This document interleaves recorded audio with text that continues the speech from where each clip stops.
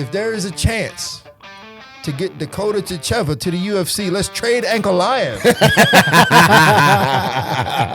Because we don't need him. You know what I'm saying? We don't really need him. He's going to be a boring champion. We don't really need him. And I'm not for everybody. So you either want to do it or you don't. But if you do want to do it and you're willing to listen, I will give you everything I got.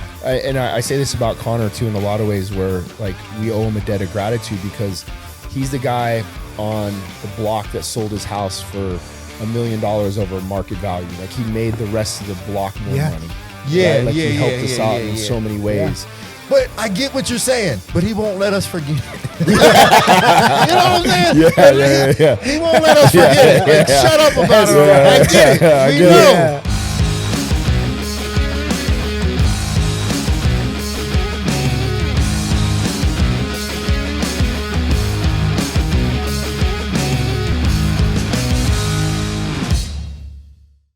What's up, guys? Welcome back to another episode of Verse Us with Eric Nixick. He is Eric Nixick. I am Randy Fainrich, and this is Verse Us. And today, we're starting off with some big news to kick off the show.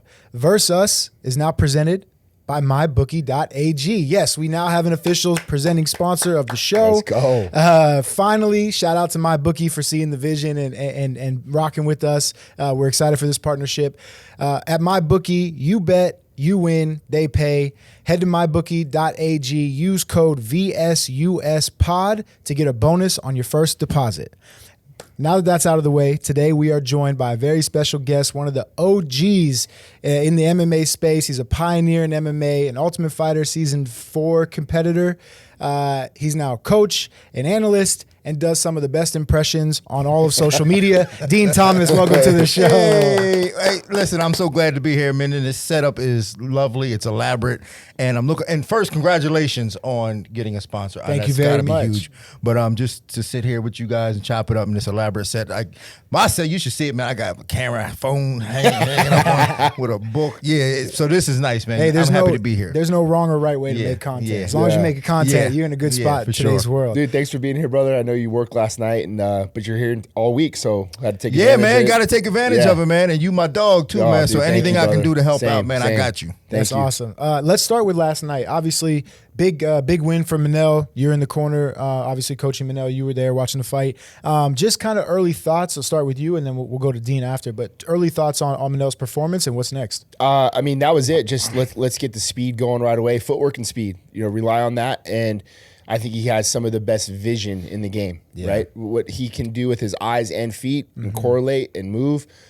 He's a problem for a lot of people, right? But we wanted to overwhelm him right away with the speed and be hit and be hit, not be hit, be gone. Yeah. And that's what he did. So super impressive performance by Manel, and I think it solidified his next title fight for him. Yeah, I told you off camera. He looked so. I knew he was fast, but he looked so fast last night, man. Anytime he would get hit, which was rare, he would hit. Is it Asu? Was that his name? Asu, 3-4 shots coming back. So, Dean, what'd you think of Manel's performance? Well, I gotta add some context to this because I want to make sure I'm very clear on how I say this, and that is, I've been in this game for so long, and I'm such an artist of it, and I don't really do it for money. I make a living doing this, but I don't really do it for money. So part of me I really appreciate performance from these guys. That is part of my payment, to be able to watch great performances. And last night, watching Manel Cop operate was just like hitting the lottery for me. Yeah. Just watch, because I don't make no money doing this compared to some other people, but watching performances like that is so special to me. And I was so just like in awe watching him perform. His speed, his vision, his decision making, just everything. And I'm just like, this is what I love about MMA, when guys can do this. And not everybody can do it, but when you can do it and you're able to perform under the lights the way Manel Cop did last night, it's currency to my soul. Yeah. And I absolutely loved it. Man, you should see the sparring rounds. Yeah, you talk about that often, too. Pay-per-view, where guys will literally stop and guys will come to watch just Manel get his sparring rounds in, because they're just that. It's must-see TV. But like Dean is saying, man, he's the conductor to an orchestra. He's just painting a freaking just masterpiece every time out. Yeah. And it's so much fun to watch, just the way that he's able to kind of just dissect guys. I think that's the best word, man. He just dissects people and then leaves you kind of, I don't know, man. This kid last night just looked like he was lost. Yeah. I mean, this dude won 17 fights in a row, and he's really good. And I studied him. I had to do the pre and post show, so I had to study him. I'm like, he's really good. He's really disciplined. He doesn't make a lot of mistakes, and it didn't matter. Like, none of that mattered. When Manel got in front of him, he just looked completely lost. Yeah. And it was the speed, and when you can't prepare for that level of speed. Yeah. There's nothing you can do about that. Yeah. And it's very smart too, because so Manel, when we got the opponent, Manel wrote and he said, "Coach, I want to do this one all out of southpaw." And he said, "So let's get our southpaw work in." And I said, "Okay, what are you seeing?" And he goes, "Well, this kid likes to spin. He has a big overhand." He said, if I stay out of open stance, he's not going to be able to spin on me, and he's not going to be able to reach me with that right hand." So, Manel saw something on tape. We broke it down that way, and then we just essentially set the game plan for him to be southpaw the entire time. And the one thing we didn't utilize in the fight at all, which we worked a lot, was a rear teep to kind of own the middle, own the midline. The only thing with that was Manel was like, "Hey, let me know after the first minute. I want to see what my range looks like." He goes, if I throw this kick, I don't want it to get caught. So if I need it, maybe I'll use it. But if it's working and my hands are working fine, I'm just going to get away from it. So, I mean, this kid was reading all this stuff before we even got in the cage, where he was going to be. So, Yeah, it was real, like you said, artistry. Like, there are very few fighters where you watch them and you're just like, dude, that was just a beautiful sequence or performance 100%. or whatever. And that was it. I wonder, though, like, I'd love to ask Manel this, and I'd love to get your guys' thoughts. Like, I almost feel like his speed can almost, I don't want to say be detrimental, but it's like, I felt like I was watching at times in that fight last night. He was so fast that he was ready to throw the shot before the shot was even available. Yeah. You know what I mean? Like, he had to almost wait for that dude's head or body or whatever to get in position for him to then throw the shot, because he was so far ahead of, you know what I mean? So I almost wonder, like, it's hard holding pads for him, especially when we get on like shake step series. Yeah. So if I'm holding him for orthodox and we're shake stepping into southpaw, like, literally when this punch is gone and he's over here, the southpaw cross is coming like that. So you're catching up to him. Yeah. It's a lot of ways maybe without the same exact footwork, but speed is prime Garbrandt. Cody had that. Yeah. Oh, yeah. Prime Cody Garbrandt. might be the only person that I can think of in the past that can mimic that speed or kind of have that type of speed. Like similar guys that I've held for, Yeah. Cody's definitely up there when it comes to like prime speed. Yeah, he was fast. And like times where like Cody's like too fast for us. Like we're trying to hold the pads for him. Like, dude, I can't catch up to this guy. Like, that's how fast that guy is. But Randy, you're right about that, because speed and technique and tactics, they all have to be congruent in a way where, like, if you look at a guy like Danny Barlow who fought last night, there's no doubt in my mind that he's probably just this great athlete, but he wasn't able to put it together with his technique and tactics, and he was just like reckless. And just when you're reckless with speed, it's very detrimental, because now you're at a position and people can take advantage. So the fact that Manel Cobb, like the way he's so composed and poised, and I even mentioned this on the broadcast, like, it's his speed starts from nothing. Sure. And that's why you can't get a real read on it. There's no 'cause momentum. It's just like, it's no momentum. He's just like, he's kind of doing this and then boom. And it's like, oh my God, where'd that come from? Yeah. You know what's he does really well is he hides everything in his shoulders.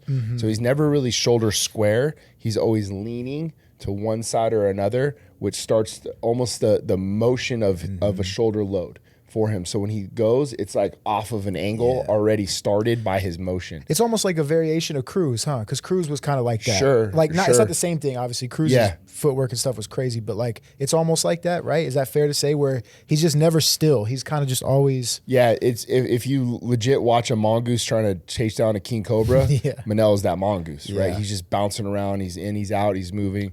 And then, that was a lot of our game plan is when we got him to the corner posts, offense off the corner posts, you know, and then that's when he started to get him in the traps, and then that's when like his Fraziers and his trace steps and all that stuff really comes into fruition. Can I say, man, I just love, I don't know if you had a conversation with him or whatever, because I knew that the talent was there always, but the fact that he's been able to step into it in these last two fights, it's like, it's remarkable to see his growth.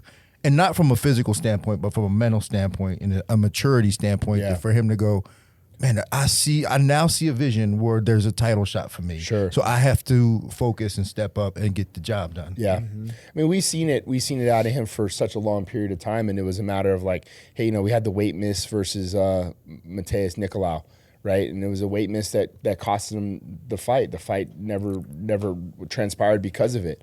You know, and that was heartbreaking because we were right there on the cusp, and then we ended up having to fight Ankalaev, losing a close decision that, you know, could have gone either way, and there could have been a point deduction. But again, we lost the fight. It is what it is. You know, and then for him to bounce back the way he did against Bruno Silva and then go out and get this win, I think it puts him right there. You know, we were talking hopefully a title fight in 2024. Didn't happen, but now it's just more time together, more time to grow, more maturation. So what's up, guys? Thank you for watching the show. I appreciate all the comments, all the love, all the support. But if there's anything we can do better, if there's guests you want to see coming on, let us know. Put it in the comments. Tell us what we can do. Now, back to the show. I'm curious to think, obviously you don't care who it is, but from the X's and O's guys, like obviously he fought Pantoja in his debut, lost that fight. Yeah. Him and Kai Kara-France got real heat, which would just be fun. They're both fast. Sure. You know what I mean? They're both quick. So I'm curious from your guys' standpoint, what matchup do you think is better for Manel? Because that's the next fight, right? Pantoja and Kai Kara-France. Yeah, is that's that like April. done? That's Miami. Yeah, or something like that. But I'm curious, like Dean, for from your standpoint, what do you think the better matchup for Manel is? I think, to be honest with you, I think Kai Kara-France would be a better matchup for him. I think that the durability of Pantoja, not that it'll just give him, he'll stick around a little longer. Yeah. I think he'll stick around a little longer. I think Kai Kara-France doesn't have the chin like Pantoja, and it's such a big. I don't know if like the normal eye can see the difference in the speed.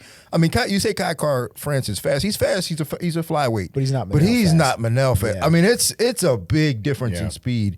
And the fact that Kai Kara-France, he's not a takedown guy. He's very one-dimensional. And if he has to deal with that speed with just one dimension, it won't happen. Yeah. It's such a joy to watch Manel for some reason in the Apex cage too, because it's just all action nonstop. Yeah, you know what I mean? Like smaller cage. Yeah, it's so much fun to watch. Yeah. But yeah, stylistically, I mean, you know, I agree with Coach on that one too, where I think Pantoja can kind of slow the fight down if he can get to the body lock series and get to the back. But can you get there? That's going to be the hard. You know, that's going to be the chess match. That first fight was 3 rounds. 3 rounds. Yeah, and it was a decision. I don't remember. I got to go back and watch that fight, but it was Manel's first fight from coming over from Risen. Right, right. Yeah, that would be fun. I think you can't deny Manel. I mean, the only guy, and I think we talked about this before the show, is Royval, because he was right there as well. Yep. And to me, for my money, that's the best matchup out of the 3. Out of Pantoja, Kai Kara-France, and Royval, Manel and Royval to me would be so fun. Yeah. Well, Royval presents a problem maybe in the length, you know, because you know he's going to have to. Manel's fast, but like that length can also kind of block some of that. But Manel said something interesting last night on the post show. He came on the post show with us and he said something about his feet slipping. So when he was in Rising, he was always wearing shoes. And it's a big difference. Like, I don't know if people get that, but it is a huge difference between wearing shoes and then going barefoot, especially inside that octagon. And I think now that he's figured that out and understood that was an issue before, I think we're looking at real world championship caliber guy here. Did you see, like, he was right. And in round 2, Manel had a really hard time because we started to hit those shake step angles. And when you plant your back foot, Manel kept sliding that back leg out. So going into round 3, we just really soaked the canvas and got his feet wet going into 3, and he said I had much better traction. Something about Manel's feet, man. Like every time we get in, I had that issue too when I was fighting. Yeah, was it the logos for you? It wasn't the logos, man. It was just something about I felt like the canvas was just so dry that my feet would just slip on the dryness of it. Like there was no grip to it. Like I needed a little bit of. I always had to wet it to get some grip. Yeah, it was just, and I just couldn't get it. Yeah, it's some for Manel. It's always is it sweat like too? Is it I don't know. Like the sweat would help. Like I would actually take my feet and then like rub my legs, the sweat off my legs to get a little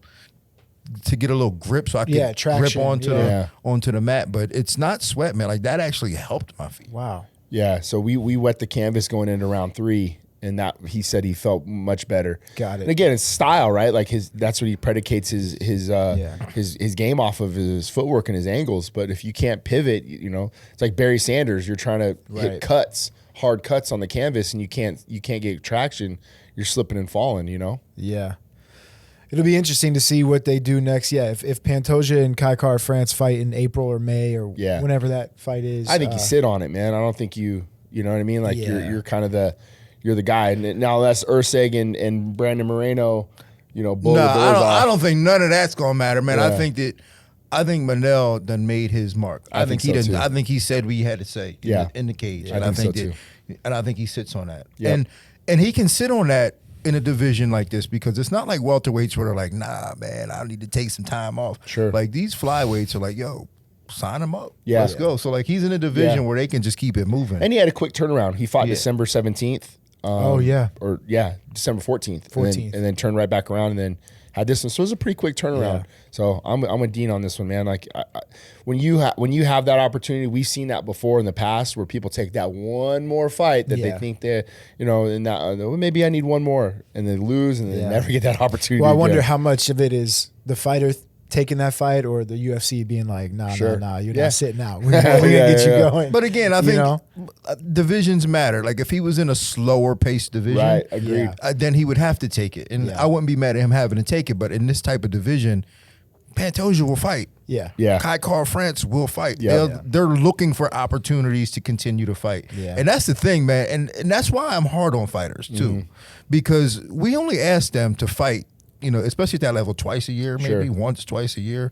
If you're coming up 3 times, like that's not a lot, really. Yeah. So I want to see your best stuff, man. Like show me what you've been doing all year. Like you had 365 days to show up on this one day, and you come out there and lay an egg. I'm gonna be hard on you. I'm gonna talk trash. Yeah. Show me your best stuff, man. And that's what I like about Manel. He shows us his best stuff. Yeah, 100%. I think that's why a lot of people love, the Volkanovskis. Kamaru was a very active champion. Izzy was a very active champion. Like I think that's why people, really rock with them, is because they're fighting they're trying to get 3, 4, 5 fights in a year. Yeah, but from a business standpoint, it's smart too, because now you have the pay-per-view draw, right? Yep. You have that on your side that you fought so hard to get to. Once you're there, it's like, dude, take advantage of it and make your money while you can. Yeah, I don't like when these guys are like, nah, I'm a chill. I think you ruin your momentum, and then you end up like doing dumb stuff outside of fighting. Sure. I think, if you become champ, just get it over with. Just be the champ. Yeah. Fight as many times as you can, and then when you lose it, just be like, all right, man, that's what it was. Yeah. Like, don't try to hang out too long. Like, that's not you. Like, unless you John Jones, right, which is a rarity. We'll never see that again. Yeah. Just fight. And once it's gone, man, hey, listen, it's somebody else's time. Yeah. Anything jump out to you last night on the card? Any other fights? Nasrat, I thought. Nasrat was special, man. Yeah. Like, that guy, I thought he was magnificent against a really tough guy. Like his defense was on point, and him shot selection was on point. I thought he looked really good. So from what I watched, we were warming up, but it looked like Nasrat was having more success in the power shots, whereas like Ribovic was putting on more volume. Yeah. And then every time I looked up, it was like defense, good power shot. Yeah, that's exactly what it was. Him. That's exactly what it was. Just defense. He's shifting out, and then bam, crack him with a left hand, or boom, kick him with a left kick. I mean, he looked really good, man. And Ribovic, good decision. Yeah, good decision. But Ribovic, man, he's just hard to deal with. Oh, man. bro, like, I could only imagine like, going into that third round. If I was Hap Karas, I'm thinking, oh my God, I got 5 more minutes of this, man. This guy will not slow down. You guys had that war. So Huber had him out, with that elbow, and it was just like the kid just fucking Undertaker right back and throwing an overhand at him. We're like, it got to that point where it was so chaotic in the sphere, like you can't hear shit. Yeah. But when he hit him with that elbow, I'm yelling, take him down. Yeah. Like, let's just get on top. Get topside half guard and just lay on this dude to cook some time. Yeah. Because this guy is a fucking Terminator. So it was a great performance by both guys. Yeah. I thought it was a little bit of a trap fight, to be honest with you. A savvy Nasrat guy who's been there before, who's can fucking fight. Yeah. It was one of those fights where you look at the odds and you're like, I don't know about this, but it was a good spot. How about Cody Brundage? You think he gets the job back? I think he does. I think he's done what he's supposed to do, right? Like I don't know, man. Was that the last fight on his deal? That was the last fight on his deal. Yeah. I like him. He beat Julian Marquez. He beat Julian Marquez. Man, how One can of you not 79 like him? How can you not like him, man? But like he's always answered the call, right? He fought Bo Nickel. Like he's done what he needs to do as a company man. The record isn't impressive, right? But he's one of those guys where you can use him, right? Like you can use him and he'll fight. The guy will go in there and fucking scrap. Well, here's my problem with him. I always like to say that. I just don't think he likes fighting. Really? Yeah, I think that he likes training. He likes the idea of being a fighter, but you can tell on fight night that he don't want to be there. Sure. And I think the company knows that. Really? Yeah. And for him, so this was a good fight for him. Like Julian Marquez, an old training partner who he was familiar with. No need to get nervous. He's in the apex. It's not this big arena, but you ever see, like when he gets in those big arenas, like he's just freaking out. And it's like, I feel it in my soul, like, yo, get this guy out of here, man. He don't want to be here. Yeah. And that's why if I'm him, I'm just walking away now on this win. Like I know he's probably thinking, I can still do this, but they put him in a big show against a good guy. He's gonna freak out, and I hate seeing fighters go through that. Yeah, I've never noticed that about him. Just my interactions with him have always been real pleasant, but like I've never broke him down like that. Like where you might see him. I've just watched him fall apart. But I see what you're saying now when I'm looking back at like the big show cards.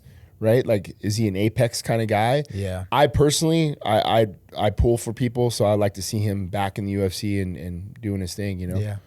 I'm curious, like, it's funny you say that because the first fighter I think of when you say that is Tom Brees. Yeah. Because I used to work, when I was working there, like, he was one of those guys that, he had a panic attack in the locker room one time. They canceled a fight. He didn't show up on weigh-in day. Ian Heinisch, he walked out on that fight. He walked out. So he just recently walked out on Sadabu's fight in PFL. Oh, did he really? Did he? Oh, for that's real? right. Yeah. Man, listen, don't give these. We gotta just send these guys packing. Yeah. Like they don't want to be like. The idea of being a fighter is great to them, and when it's months out from a fight, they're a killer. Sure. But when it comes down time to show up, they don't show up, and we should not give these guys these opportunities. And that's he's had dangerous too. numerous times this has happened to Tom Brees. Yeah. Numerous times. Yeah. But literally when Sadabu got that fight, I told Sadi, I go, we're gonna prepare for him, but don't expect to fight him. You're fighting somebody else. And it was the day of the shakeout. We're shaking out in Utah. And Sadabu, Ray comes down, Cepho, and Ray is like, just like we thought. He left. Packed his shit and left. Yeah. We can't even get a hold of him. And Sadabu looks right at me and he's like, you fucking called it. And I was like, sorry, dude. But it is what it is with some of these guys. We ended up fighting Andrew Sanchez that night instead. Exactly. Yeah, it's crazy. But yeah, to your point though, I just think like, man, it's so dangerous because they're gonna run into the wrong. They're gonna psych themselves up one day and run into the wrong dude that's gonna really hurt them. Yeah, for sure. Really That's the problem. Yeah. Too. It's dangerous. Yeah, their life is on the line, and just. I know, and I can feel what they're going through, man. They're just like you said, they're panicking, and they're just going out there, and they're in their head, they're thinking, I can't wait till this is over. Well, this is my last time doing this. Why am I doing this? So crazy that you could see that or feel that. Yeah. You know what I mean? Being a former fighter, that I've been doing this since the 90s, man. Right. Since the 90s. OG. Having gyms and dealing with amateurs and just watching the game, bro, man. I just know what these guys are going through, and I'm just like, yo, let's just get them out of here, man. There are other people that want to be here. Yeah. Let's get them in there and get him out. Yeah. Man. Yeah, it's dangerous. Real quick, you mentioned earlier about, being hard on fighters. We were talking a little bit off camera about, how coaches in MMA is the only sport where you can't necessarily be hard on your fighter or criticize your fighter. I wanted to get your thoughts on, obviously what Eric said about Sean. You had said something on Ariel, I think, a week before that or earlier, about how Sean didn't show up. But I just wanted to get your take on it because you've been around the sport for so long. Well, here's the thing, man, is that fighting is it's still a new thing, and most people don't understand it. So they still equate fighting to like street fights and getting mad, and if somebody steals my parking spot, I'm gonna punch him in the face. So the fans vicariously are living through fighters. Yeah. So when we talk bad about fighters, they have this hero worship for fighters because they're thinking these guys are so tough because they're able to punch people in the face, and I wish I could punch my boss in the face. So they take everything that we say personally if we talk bad about fighters. But at the end of the day, I'm like, yo, don't hero worship these guys. Yeah. You know, they're doing exactly what they want to do in life. Like, they had the same opportunities to do whatever they want to do. They chose this path. Nobody put a gun to their head to be a fighter. So don't hero worship these guys. And to be honest with you, most of them, especially if they making money and making a living, they live a good life. They play video games all day. They hang out with their friends. They train all day, and it's not that hard until camp. And half the time, they don't even train if they're not in camp. So, which is why they don't show up or ever evolve. So I'm like, yo, why? And so when I see this and I see them fight bad again, like, we only expect them to show up once or twice a year to put on the greatest performance so the rest of the time they should be working on their craft. And when they don't show up, I'm hard on them because I expect more from them because they ain't do nothing all year except goof around in the gym, play video games, talk to girls on the internet, and tell everybody they were a fighter. All right, it's time to fight. Show up. Show me what you've been doing. Nothing. Boom. Give me a mic. I'm talking about this guy. This guy sucks. I wanted to get your perspective because, I think we addressed it a couple weeks ago. And, in the NBA, I brought up earlier Mick Cronin from the UCLA basketball team, like, just roasted his team. And he's done it like 2 or 3 times now this season, just killing his guys. They're not good. They think they're better than they are. I'm upset with everybody in that locker room, my assistant coaches and my players. I mean, it's a joke. What the truth of it is, Ben, it's really hard to coach people that are delusional. We got guys that think they're way better than they are. They're nice kids. They're completely delusional about who they are. All that stuff. And it's acceptable to get on your guy. NFL coaches, it's acceptable to get on their ass.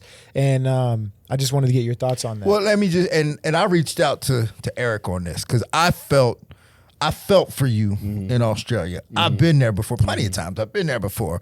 And the fact that you couldn't say what was on your mind without people going, how could he do this in public? Even other coaches, like, how could he do this in public? He should have addressed this privately. No, he was in public in Australia in the corner yelling, like, we all heard that. We heard that. Why can't we hear the after talk? So yeah, man, I was gutted for you, man. I was like, yo, I feel for my man. Well, I mean, we talk all the time. We talk probably 2-3 times a week. So he's always been a huge resource for me that I think people need to understand for years. So good or bad, like, I'll call Dean, hey, what did you see? What could we done better? Yada, yada, yada. But he was really the first one to reach out to me right away. And before I even said anything publicly, he's like, yo, I felt bad for your situation, blah, blah, blah, blah. And I think that, the timing for me, we all talked about this. The timing was a little off in the way I mentioned it. But I stand by with what I said. Of course. I stand by with what I said. And it's one of those things where as your game evolves, or in the fight game, your motives change. Things start to change in your life. And maybe that's what I was questioning more of is, hey, maybe you don't care to be a world champion, and that's okay. Like, you can make a lot of money, but be understanding and communicate those things to us. So we know what we're getting ourselves into as well. You know what I mean? Like, and maybe you don't have to verbalize it, but you can see it in the actions, and you can see it in the training, and you can see it in the day-to-days. And that's all I was really trying to get at was, dude, I'm just trying to get the best out of everybody I'm around. That's all. I'm just trying to get the best out of everybody. Right. And if you want me in your corner or you don't, that's up to you. That's fine. We're fireable and hireable every time out. Maybe I don't want to be in your corner. I don't, you know what I mean? Like, it is what it is. Service is rendered. But I care about every single fucking person that walks into that gym. Whether I'm in your corner or not, dude, we're fighting for you, right? I'm trying to fight for the best version of you.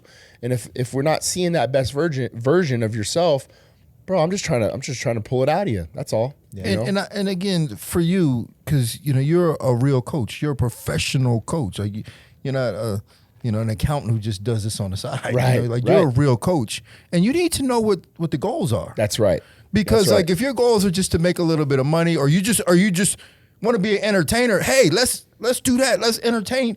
We gonna hit the pads and we gonna do some fancy stuff, or I'm gonna throw you in a bag, or it's just gonna be. But I need to know, like, because you in the corner, you expecting something. You expecting world class championship level effort. And if you don't get that, it's like, I thought that's where we were. Yeah. But if I knew that that's not where you were, I'm not gonna be so hard on you. I'm just gonna give you water and be like, hey man. Yeah. Hey man. Yeah, good job. Right, yeah, like good job. Like, you still look good. Like that's an Eminari roll. Yeah, for sure. Make like up shit in the corner. That's all we need to know. Yeah. I just need to know how to, because then you don't have to do no film study. 100%. I don't even do and all that. honestly, bro, like in my heart of hearts during that fight, like if we have time on the clock, I feel like we have a chance. Yeah. That's my mentality. Like, okay, your nose is broke, but we got 5 fucking minutes, man. Same side head kicks, knees up the middle, big bub. Yo, bro, I don't even want to be here. Yeah. Oh, okay. Well, like you're saying, then that's the effort I'm going to give in. I didn't know in the moment. I'm just trying to give you everything I got. Yeah. To whatever. If there's time on the clock, I feel like we have a chance. I don't give a fuck who you are. Yeah. And Randy, I'm telling you, see, this all comes from a place of scorn with me. I've cornered fighters all over the world at every level. And I just know, man, and like that's why I know. Like I just know what I need to give. Like what am I going to give? Yep. Like if you don't want to be world champ and give me this, then let me know that so that I don't put my heart and soul into it. And then and I'm not out in some crazy town, getting excited for this fight. Right. I'm gonna be out in the town partying. Yeah. You know what I'm saying? I'm gonna go get a drink. I don't drink, but like that's how like I'm out, I'm partying. Like I'm not standing up at night making sure that you on weight and shake out in the morning. Like that's I don't need to do all that if you ain't here for this. Or just not be in the town period and not miss recitals and games and this stuff. I hold the fucking the idea of being champion very high. As you should. You're professional at the highest level. But that is what we get into this sport for, is to be great and to win world titles. Yeah. So when you have that opportunity in front of you, it means so much. And I'm telling you this because of the guys that I've been with that just couldn't get there, right? Yeah. Like the Gray Maynards and the Joe Benavidez, the guys that that you're just that's what they want so bad. They're fighting for. Martin Kampmann, I've seen it. Yeah, I've seen it. So I'm not saying that Sean didn't want to be a world champion. The value for me just means so much because I know how hard it is to get to that opportunity, to even fight for the title, bro, is so important. Yeah, to get that opportunity. You have to be like, it's so hard. There's some luck involved, and then there's so many circumstances that are not in your control. Like other opponents and other matchups and injuries and timelines, and they need a fight for this, and they like so many things that are out of your control. So when you do get that opportunity, it's like, man, I struck gold. We got it. The iron is hot right now. We got to take advantage of this, and nothing is more disheartening than when the opportunity strikes, your guy's like, I don't want to. Like, no. Yeah. It's just this will never come around again. Yeah. I just remember when Follis used to always say, like, when you watch a guy win the title for the first time, or guy or girl, when they fall on their knees and cry, right? There's just that the level of like commitment that it took to get there. They're crying because of the process that it took for them to get to that point and finally realizing that potential. And that to me is one of the most magical moments I've ever been a part of. That is. Isn't that like such a special moment? It's such a special moment. Just to be there and witness that. Yeah. This person realizing their full potential and getting that belt and how important it is, man. And as a coach, it's what you strive for, and that's what I'm addicted to. Is I want guys to feel that same thing that I've seen Francis feel. That seen Aljo feel and Rafael and Lance and Sean and all these people, so it's important. Yeah, no, I mean, think about it. Like from a fan perspective, I have vivid memories of those moments. So imagine how the coach feels or the training partners feel, or what I mean? Proud parent. Exactly. Yeah. I want to go a little bit bigger picture because recently it came out TKO is getting into business with Saudis to launch a boxing league. And I'm just curious to get your guys' thoughts on how you think, and when they say TKO, like it's Dana, right? Dana's going to be like kind of running the show. Him and Hunter are probably running the show there. Just want to get your thoughts on that. Like, how do you think that they'll transition into boxing, especially you, because you're around Dana a lot. You've been around this sport a lot. Just curious to get your thoughts. I think it's going to be a big move. Guys, real quick, this weekend, UFC 313, light heavyweight king Alex Pereira puts his belt on the line against Magomed Ankalaev. Also, co-main event, Rafael Fiziev stepping in on short notice against your favorite fighter's favorite fighter, Justin Gaethje. Both main and co-main are sick. And listen, there's no better place to bet your action than MyBookie.AG. At MyBookie, it's simple. You bet, you win, and they pay. MyBookie has over 150 bets for you to choose from anything to the fight outcome, to what round, prop bets, minute bets. It's all there. Head to MyBookie.ag and use code VSUSPOD. That's VSUSPOD. And not only will you get a 50% match bonus on your first deposit up to $1,000, you'll also get a $10 casino chip. I've seen large parlays cash for less. Head to MyBookie.ag, use code VSUSPOD. You bet, you win, they pay. Now let's get back to the show. Yeah, I mean, it's a big move. I'm always blown away by the ambition of Dana, because he don't have to do any of this. Right. Like, he don't have to do none of this. And he works so hard. He goes to bed late, he wakes up early, and it's on his mind 24/7 of how he can be the best. And the fact that he's getting into boxing, it's inspiring for me, because I'm, me, I try to hustle as much as I can. And to see Dana just constantly moving and making moves and doing things, and then just creating opportunities. Like, people don't understand, like, the opportunities that he creates for everybody else around him. Yeah. And you have to be ready for it, because, now that he's doing this, I'm looking at this like, yo, that's another opportunity for me to work. Exactly. Facts. Yep. Yeah, I love it. I think anything that these guys are going to get into, man, it's going to turn into gold. Do it right. They're going to do it right, So, like Dean's saying, it creates more opportunities for more fighters, more people, more employees, and all these things. But look at their track record and what he's built over the years. He's going to get into something. He's going to do it right. He's going to give it 110%. He's going to put the machine behind it. So I'm all for it. Yeah.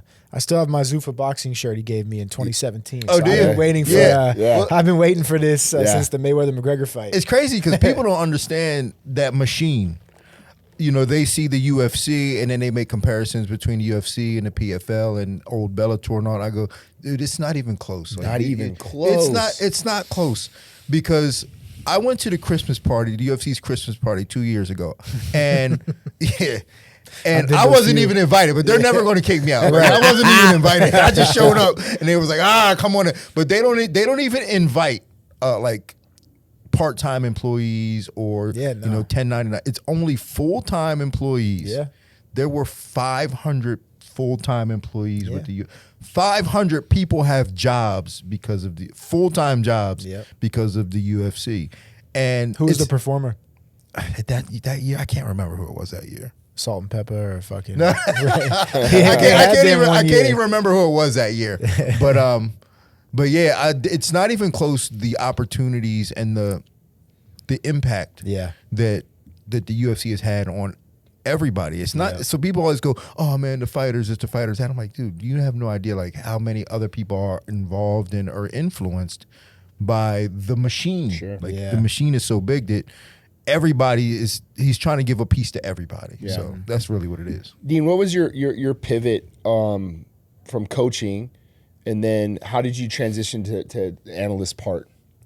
It was an accident, actually. So as a coach, and this is something that I've been doing, I can show you videos from 10 years ago, me creating my own like little videos when I study fighters and putting text into it and just studying patterns and all that stuff. And I've been doing that for years and years. In fact, me and Rolly Delgado, Bryce Mitchell's coach, had a business called MMA Scouting Report.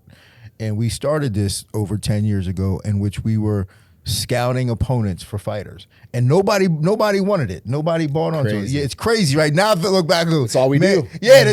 So now I'm like, yo, I was doing this 10 years ago, and nobody wanted this. Everybody was like, nah, I don't like watching film. And coaches was like, nah, I'll do it. And I know that they weren't really doing it as deep as I was. And I'm sure if I were to now relaunch the business, people would be like, hey, man. But I've been doing this for a long time, so I've always understood the process and how to really talk about the analytics of fighting. But I got the gig. I was bike riding partners in Abu Dhabi with Craig Bersari, the VP, Craig, the VP at UFC. And I didn't even know who he was. He was just a dude who was like, hey, man, you want to ride bikes? And we would just talk about fights. And he said, hey, man, you would be really good on the desk. You ever want to try that? And I was like, I don't really know. And he said, just give it a shot. And I said, all right, I'll give it a shot. Boom, got my shot. And we were in Abu Dhabi filming, looking for a fight. But then he gave me my shot, and the rest is history. Yeah. I love like your analyst side for you when you bring up so many points that aren't meat and potato points that anybody can just point, like easy stuff. Yeah. Right? Like you're giving body language stuff or like the little nuggets to where it happens in the corner that a lot of people aren't picking up on, or things that you're seeing or bringing up that just the novice fan will never notice. You know, I think you do a really good job of that with the insight that just kind of would get overlooked in any other field, if you will, like guys bring it up. So you do a great job. I love when they go to you live during a fight, like on the pay-per-views or even on fight nights, and they'll say, you know, Dean, what are you seeing? Like from the, I guess, the booth from Anik and them, and they'll go to you like mid-fight. I think that insight is insane. I love that stuff. Well, I appreciate that. And that was Trevor Whitman's old gig. And that's right. Whitman was doing it for a little bit, and now it's you. But his clothes or his like apparel line or his equipment line is blew up, so he stopped doing it. So I took over that role, and it's not that easy actually sometimes because I have to listen to what the commentators are saying, which I should be anyway. But I'm just trying to, I have to find stuff that they haven't found. Yeah, and they're bouncing off of each other, and it's just me sitting there. So you buzz in? Like, how does it work? Sometimes they'll or come is to it me. Candido being like, Zach Candido being like, go to Dean sometimes, in the corner? it just depends. Like if I have something that I feel like is really valuable, I'll buzz in, like, hey man, let me get this out because this is important. And then sometimes they'll just be like, yo, come in, whatever, you know. So it's kind of a mix, but I'm just sitting there. It's not like I'm talking and bouncing ideas off of anybody, but I'm just sitting there and then I have to articulate my point in like 15 to 30 seconds. You do such a great job though, bro. Like you really do. And I think that's the thing that like people don't understand is the depth of knowledge, but something that you're identifying that just not everybody's going to see. Right. And it's like you're saying, like you have your commentary and they're bringing up, okay, he's open stance and he's looking for this. Right. But you're talking about like, more of a footwork battle or more of the, he's trying to set up the same side head kick or whatever else. You know what I mean? Like down to the very, very just fine details of your analyst side that I think is so important to what you do. But as hard as I am on fighters, I'm that hard on myself too in terms of my own evolution as a martial artist. So I have to constantly be studying and constantly be learning and looking for new ways of doing things, or even just taking things from other disciplines, like watching football. Like I've had, because I used to do an ESPN show in West Palm Beach that was not MMA related, it was just sports related. And when football coaches or basketball coaches would come in, I would just talk to them, just get their ideas and their perspectives on how they strategize and how they take away the offense from the opposition and just things like that. So I'm just constantly always looking for outside of the box ways of doing things. What got you into your tape study? I just felt, so we were studying before and we weren't doing tape. Like, in fact, when Dustin Poirier fought Conor McGregor, and Which one? the very first time, I actually did a breakdown on Conor McGregor, and it wasn't, and I didn't do it on film. I actually did the tape study, and I had everything typed out, and it was like a 4-page report on Conor McGregor, and Dustin lost, and later I was like, Dustin, did you ever read that report I wrote for you? He was like, nah, bro, I didn't even read it. And that's just where we were at the time. But so then after that moment, I was like, these guys aren't really all that scholarly. Right. They're not going to read. So I said, I have to do this visually. Sure. So then I just had a cheap app and was just like, all right. Yeah. And it would take me like 3 days to do one video. Yeah. Because I would study it, and I would study like fights, like the earliest I could get from them, because I was like, if they did something 10 years ago and they're still doing it, that's not changing. That's not changing. There you go. Yeah. So I was, because people, when they do film study, they go back and watch the last 2 fights.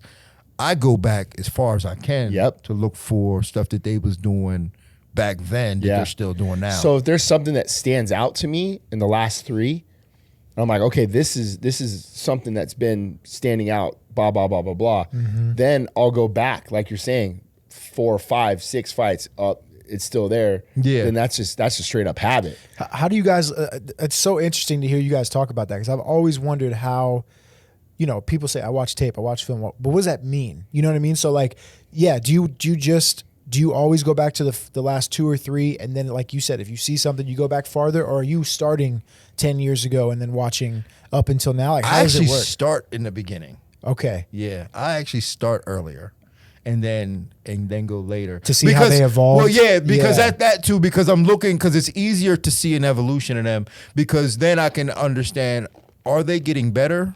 Did they stay the same, or are they getting worse? And I can do that at the same time I'm looking at different tendencies, like footwork patterns and you know, certain combinations that they may throw from certain stances and things like that. And you're saying you kind of do the opposite, where you start recent, but then you'll go back if you're seeing patterns? Or? Sure, and it depends on what I'm looking for. And a lot of times too, like I'm looking for holes in the defense, things that we can exploit. So, okay, guy's throwing a jab. Where's his right hand? Where's his head placement? Is he slipping? Is he parrying? You know, so the offense is there. You're reading the offense. Like everybody can see a jab. Right. But where's his foot placement? Is his front foot bladed to the inside? Does he drift a certain way? Does his hand come back to his hip? Those things, right? So if you can catch those patterns where it's like, you know, for example, you know, Ige versus Feely. Feely would throw his jab but drift to the power hand side, but then his hand would drop. Okay, so if we can get him to jab our rear hand and come around this corner, our overhand will be there, right? So you're just looking for those types of patterns or maybe holes or deficiencies within the defense. Then you go back and watch your fighter. Okay, well, where are our holes in our game that they might look to exploit? And try to reverse engineer a game plan. Okay, this is something that they're going to look to go and do versus us. Here's our holes. How can we fill those holes? Maybe even, you know, you should always go back and debrief. Go back and watch your last fight, so it gives you something to work on in the off camp time. Yeah, we do that all the time. I go, you know, whenever I have a fighter fight, I go back and I do an entire in-depth film study and go, this could have been better. Thank God they didn't take advantage of this part, you know, things like that. But I have a question for you, Eric. How hard is it to get your fighters to buy into your process? It not too hard. I think that when you it's time served, right? Like when you get a kid like Zell Huber, for example, the hard part with Daniel is he travels so much back and forth. So outside of camp, I think is where you make a lot of your growth and a lot of your strides. So when you only come to Vegas and you're only here for camps, you only get to work on game plan specifics. So when we first came to Vegas for the Trey Ogden fight, it was like we just jumped into a camp. And it was very hard to grow. So when we lost that fight, it was actually a blessing in disguise because, man, I was like, bro, please be here outside of camp and longer so we can work on the verbiage and work on the ideologies and the techniques. That it's not my style. What we're trying to build is a game plan that benefits you. So I get to know you, the athlete, better, your anatomy. You're a big, tall 155er. How do we, you know, try to create a game plan, if you will, to you? So it'd be like me being an offensive coordinator, but I have Michael Vick. But I'm running an offense that doesn't fit Michael Vick or Lamar Jackson. So now once I can get to know you and what throws you can make, what runs you can do, what this, what that, then we can start to build that game plan outside of camp, so it's not that, like, you're not pressured into the game plan right away. Yeah, and I feel that too. I almost think of it as kind of like being like a magician, right? Like, you know, your act is only going to be as good as your magic tricks. There you go. And if you ain't got no magic tricks that you ain't been working on, Sure. and you come back, you just gonna have the same show. Sure. Yeah. You gotta be working on some different tricks. 100%. And I that is the biggest thing for me is the outside of camp things, you know? So what are guys doing? We drill a bunch. Monday, Wednesday, Friday, we have drills, and we do Dutch drills tomorrow in the morning. Wednesday, we do more of a wrestling, grappling day, and then Friday, we blend it all together. But the thing that I like about it the most is we're getting anywhere from 8 to 12 guys, small group in a room, and we're all bringing things to the table. So you have a guy like Sadabusi, who's one of the best strikers in the world. His style is going to benefit a guy like Zell Huber. So I put those two together a little bit more. And then, Daniel, what questions do you have? Then you have Kai Kamaka. Then you have Dan Ige, Cody Stamen. And we're just putting all this stuff together to where each and every individual can draw from. And then as a coach, you're just trying to you're making a dinner, if you will, right?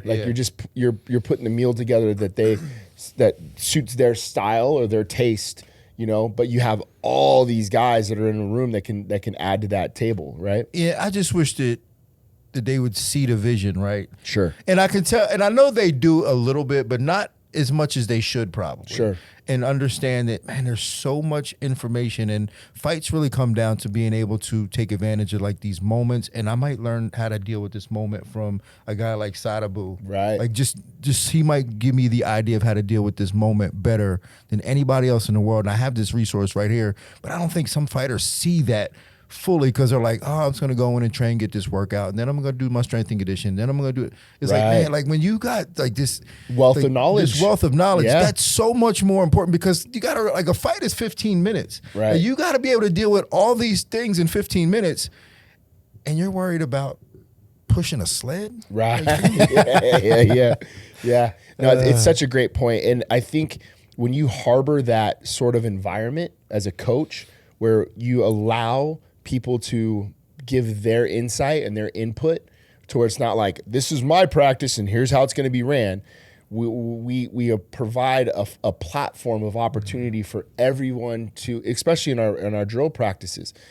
That's why we like hand select and make it invite only, because we trust everyone's opinion and what they have to say has value. So we give the floor, like when, you know, Brad Tavares is in on a practice or so-and-so is in on a practice.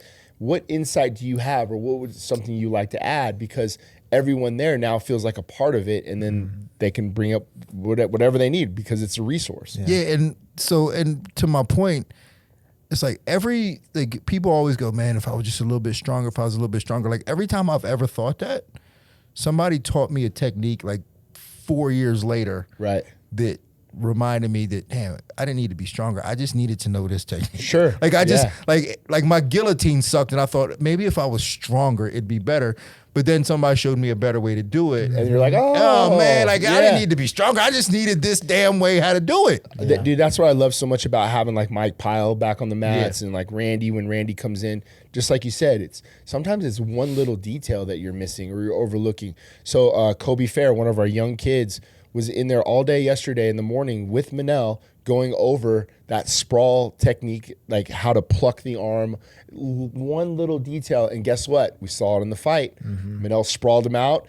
Manel's toes weren't laces down. His toes were bent. So Kobe was showing him, hey, if your toes are bent, he's going to push you. He's going to ride you up into a double.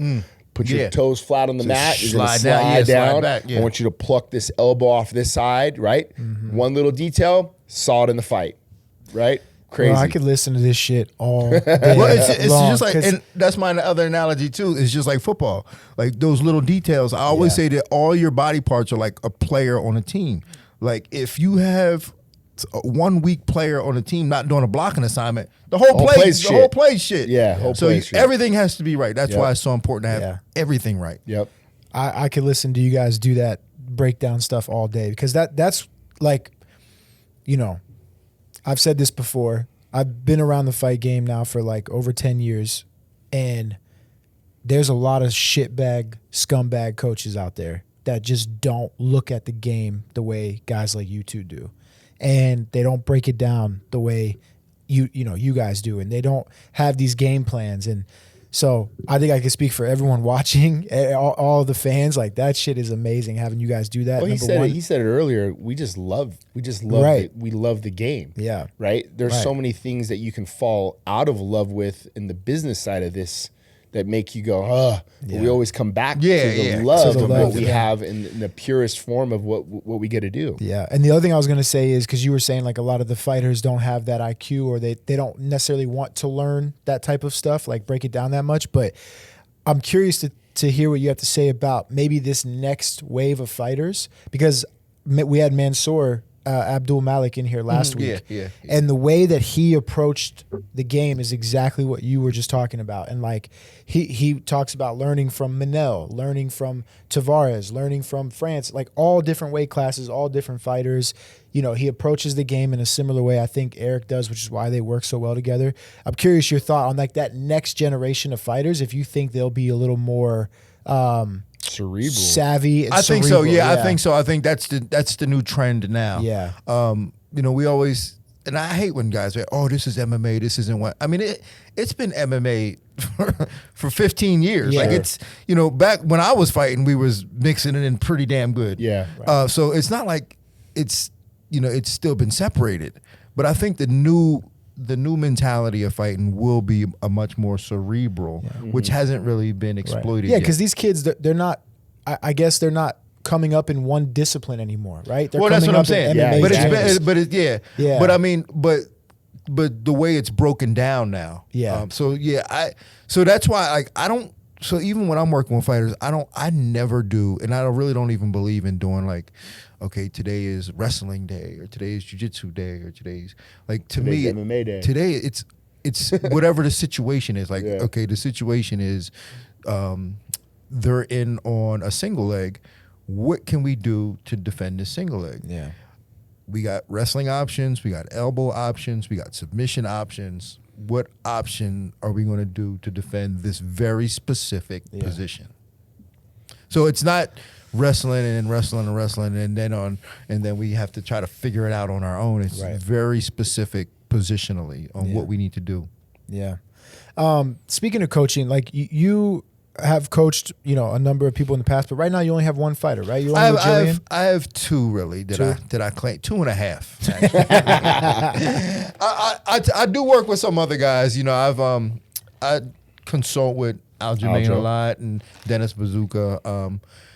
But the three that I'm working, the 2.5 that I work with is Gillian Roberts and Sean Brady, and then my half is Joe Pyfer. Okay. I just started working with Joe Pyfer a little bit. That Sean Brady Leon Edwards fight's going to be awesome. Yeah, bro. Sean Brady's a fucking beast. Dude. And that's a good step up for him. Like I think for Sean, because he came off the Bilal loss, then he beat. I don't know. He beat Kelvin. He beat Kelvin.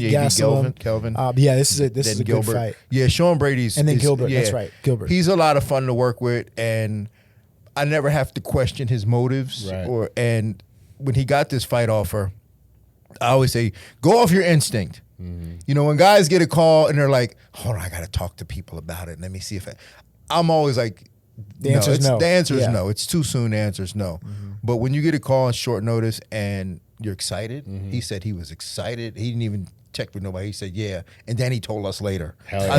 I said, this is, all right, this is perfect. Yeah. Hell yeah. Yep. Hell yeah.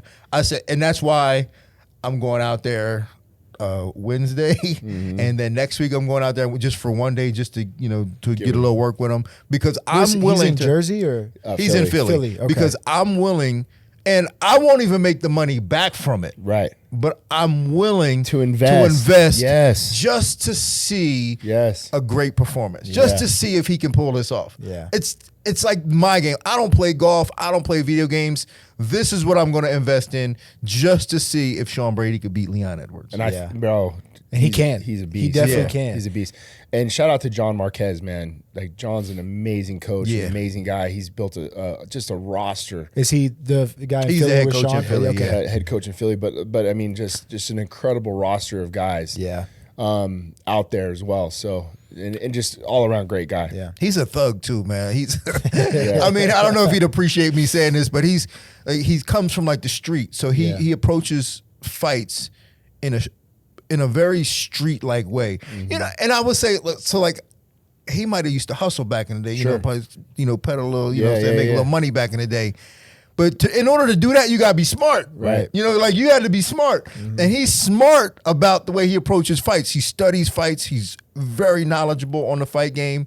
but then he brings this like street element to it where it's like, hey, and man, you can see that in his fighters. Yeah. There's a griminess for sure. to There's all a of his guys. And when he that gets feed these off of when him. he gets these guys into that mode and he's like, yo, it's time to rumble. Fuck Them yeah. guys fight hard. Oh, Yeah. dude, They he's fight a real hard. one, man. Yeah. I love John a lot. Like we talk all the time, but when I get to see him on the road, I can see what You you're feel saying. it? Yeah. You feel that. I don't, shit. and I don't have that, and I Yeah. think that's why we kind of connect because I'm a little bit more like, all right, let's, Yeah. performance. But he's and got that Philly He's got that grittiness to him. grit to him where it's Yeah. like, yo, it's time to rumble, man. Like this dude he smacked your girl. What you gonna do? He tried to take your lunch money. Yeah. And I love that. I'm like, yo, just keep doing what you're doing, man. They need that. Yeah. What's Jillian have?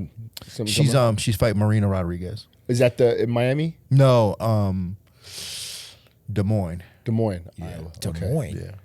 They got a Have fight in fun- Des Moines. have fun in coming up? Iowa, bro. Yeah. God damn. You know, the good news for me is that that's on this wave of trips that I got coming up. Nice. So like it's just Well, if it's you just can't a pit spell stop. Des Moines, you can't go to Des Yeah, Moines. yeah. It's just a pit stop for me. I'm not, it's in the middle of a wave of a bunch of trips that I'm Yep. on, so it's Yeah. all good. Yeah. Do you want to get any more fighters, or are you good with like? Are you trying to keep it small? I guess. I got to keep it small, Yeah. just because I don't want to be dealing with guys that don't want it. You know, Yeah. I don't want to. I'm not a cheerleader. Yeah. I'm not a motivator. And even when I go out to Philly and I work with them guys, I go, all right, this is what it is. You can do it if you want. If you don't want to, I don't care. Yeah. It's not my career. It's your career. I done did this already. I done been through it already. I know what it feels like to really want it, and I know what it feels like to not really want it. I've been there, done all of it. So Yeah. if you want to do it, do it. If you don't want to, I don't care. Yeah. I'm gonna talk about you though. Sure. If you show up and you ain't doing it, I'm gonna talk about you. I had a question about that real quick because you said about knowing like when you want it and when you don't really want it. When you walked away, did you ever get the itch to come back and fight? And if I figured that was the answer, and if not, like, why do you have these guys who retire 2-3 times and come back 2-3 times? Like, why do you think that is? And why were you so content when you knew it was time to walk away? I know 100% why. Me and Rolly Delgado talked about this. Bryce Mitchell's coach, and then actually I talked to this with Dominic Cruz just yesterday. Yeah. And he articulated the same exact thing. It's that when you're in it, you do the best you can. You do the best you can. You know you've given your 100%. These guys that retire, come back, they know they didn't give it their all when they were in it. There's regret there. Yeah, they know they didn't give it their all. They know that they can't live took with it, that Yeah, they regret. didn't take advantage of the opportunities. They know that they were just like they mailed a few fights in. They left some crumbs They behind. left some crumbs behind, so they want to try to get it again. Wow. But at that point, after you've retired for a reason. You're probably too old, too banged up, whatever it was. You're not who you were before. You can't get it back. That's the problem. You don't get it back. See, that's like Jay when Jay said that same thing. Yeah. Jay Heron kind of mentioned that same exact feel. You know, Man. it makes a lot of sense. Yeah, he tried to get it back. No, he just said like what you said. Oh. He's like he goes, I knew I did everything I needed to do, trained my ass off, did everything right. But he goes, I wanted to leave the game before the game left me. Yeah. And that's just it. Like, not everybody is meant to be champions. Sure. You're just, some people just aren't good enough. Sure. Like, and you got to accept that. Like, you give. That's got to be a tough pill to swallow. It's a though, tough when you pill to dedicate swallow, your but whole that's life the to something. reality of it. Yeah. Like, you can train. Like, just because you train hard, you're not guaranteed to win. You know, it wasn't going to make you. You're not guaranteed to be a winner. But see, there was something there that you nailed. Is you might not ever be a champion, but there's a championship mindset behind you. Right. Yeah. But Right, you that's- still that's want to you do your fuck- best. you wanna- Yes. yeah, man, you I fuck still with have that. to do your Yeah. best. Yeah. Because you might not be a champion, but that doesn't mean you still can't go out there and put on these great performances and win some big fights, because there might be a fight that you might not were supposed to win, Yeah. and you done did your best and you still won. And that might be the pinnacle and your championship level reward for you is doing that. And that's honorable. Yeah. That's honorable. Not everybody's going to be a champion, but you can still go out and perform like you were champion. Yeah. Do you miss the training, the gym environment or like how have you filled that void since you've been? No, I'm still a gym rat. Yeah. I'm still a gym rat. I'm still down in the goat shed with them knuckleheads. Yeah, I love those guys. Trying to dude. go viral all the I time, fucking doing love those guys. doing dumb shit. I'm like, yo, I love those guys. I know bro. there's something fun. It's really fun, and the energy is really good. Yeah. Kind of immature at times, and that's cool too, Sure, because we yeah. need that dichotomy in MMA. I agree. I think I met Awesome like 3 or 4 years ago, and I remember having a good conversation with him about like his approach. And I remember he's like, "Man, do you think this?" I'm like, "Brother, you need to carve your own path." Yeah. And I go, "I get with what you're trying to do, and I think it's amazing. All the while, you're a great coach. Whether you're goofing off or you're doing this or you're trying to build content, but you're doing it in a way that's going to appeal to the masses now, the young kids and everybody else. So I think keep doing what you're doing, man." So he's a really people good don't guy, get man. that. Awesome is a great coach. Great coach. He knows his MMA. 100%. He's been around a long time. Yep. I actually cornered him in Orlando when he was fighting kickboxing. He No did way. a kickboxing like in the IKF kickboxing Yeah. thing. I actually cornered him for him in that, and that was over a decade ago. Yeah. Wow. But he's a great coach. He wants to be famous, and that Yeah. Sure. you know, and I get that. You know, we're in a world in a time where you can be famous. So I get that. Nah, I don't I always respect agree him, though, with. man. I don't Yeah. always agree with his Yeah, and methods. it's not my. but- It's not. That's why I Yeah. told him it's not my style. Yeah. But dude, like I remember when Zalhuber beat Prato in Mexico City, and like I've been on the other sides of those lots, and just dude, he was in tears because as a coach, he did everything he invested, and not just sometimes you just don't get those wins, but seeing him emotional and knowing like all the effort that he put in, his fighter put in, and all those things. Man, I just know he's a real one, though, bro. Yeah. That dude busts his ass, and he does some funny shit on social media. Yeah. He does, But man. he busts his ass. Yeah. Works hard. He does his karate combat thing. Yep. He'll do that on Friday. Saturday, he's in the gym at 8 a.m. You know, like he's. By the way, Karate Combat might be number 2.5 right now in the best promotions in the world. Yeah, no right? doubt. They're BKFC's doing great. Yeah. Right. Well, I'm trying to shit on PFL, but Right. come on. Not in the best spot. But dude, Yeah. what Awesome's done with Karate Combat has been amazing. Yeah. They're putting on great shows. Yeah, they're fun, man. Yeah. I just saw the video the other day of the former UFC guy, Despain. Yeah. Oh yeah, Despain. Despagne. Yeah, slapped Decapitate another people. dude. Yeah, they found. I was like, yo, where are you finding opponents for this guy? Yeah. How are you able to fight him every month? Yeah. Yeah. And they're By the finding way, guys. I just saw, and I don't know if this is true or not, but Sam Alvey and Tyrone Spong. Woo. Are they fighting? That's what I saw on Twitter. Lord. I think that might be a thing. Tyrone has been. He's been showing up Sam to the Alvey? events. He's gonna knock Sam Alvey's Yeah. head out of the pit. Exactly. Yeah, that's something. Bro, Spawn came to the gym like this is like during COVID, Yeah. and he was like showing some move on me like with his leg, like kicking my leg. I'm like, yo, bro, we gotta Yeah. chill with that Enough. shit. I've seen him do Time that out. at Kill Clip, man. Like Yeah. demonstrate a move, and he'll just grab a guy. Hey, come here, let me show you this move. Whap, and I'm like, this guy falls down. Yeah. I want to touch on something you said. Speaking of social media, where are the impressions at, bro? Are we getting more impressions coming soon? I'm gonna come back Where's with your him. Instagram? I actually got rid of it just so I that know. I know, and everybody's like, nice, oh, it's though. nice. It's It is nice, nice. It's bro. really nice, and it's helping me just be more present in Sure. the world, and that's what I needed. Yeah. You know, sometimes. Trust me, man. I'm really bad. Like I would be in conversations with people, like hollering at hoes. You know, Yeah. and everything was up. And I had to get rid of that. Yeah. Man. I Isn't had it to funny just- now how people think like when you just take a little break from it, like something's wrong? Yeah, Is yeah. everything okay? Yeah. It's like, yeah. It's ingrained in like, the fabric I of just need culture I just need some globally. time to just flush it out and just Yeah, chill, yeah. you know, and be, like you said, be present, be a dad, be a husband. You know, those things, man, like you get so stuck on this Yeah. thing, and it's a slippery slope. Kimura Usman is like my favorite impression. Kimura. Oh yeah, Come yeah. on, dude. That when, shit when I did that, is when I did so that funny. on the post show, he didn't know it was coming, and I showed up on the post show, and he was shook, man. I'm the pound for pound king, the Nigeria nightmare. If they was fighting me, I would win. That's so awesome. He was Bro, shook. that shit is hilarious. Yeah, but, because nah. Usman does do that. Yeah, like, he does. You know, like that Yeah, shit. all You the know what I time. mean? Like, yeah. He was so shook. But no, I had to get rid of it for a while, man. I'm obviously going to bring it back, but just I wanted to be more present in the world. I mean, hell, I grew up in the '90s, man. So Bro, we were fine. I'm used to not having a phone. Riding bikes to the street Riding lights came on. Yeah, man. and like life was so much better. Man. Dean, I got to ask too, like growing up as a kid, what sports did you play? Dude, I played like Pop Warner football. Yes. And this is why I think I really owed it to myself to dedicate my life to MMA, because I tried out for high school football every year and quit. Every year. Freshman. And I was good too, man. I was a good little receiver, had good hands, could run a route. Freshman year, quit. Sophomore year, quit. Junior year, quit.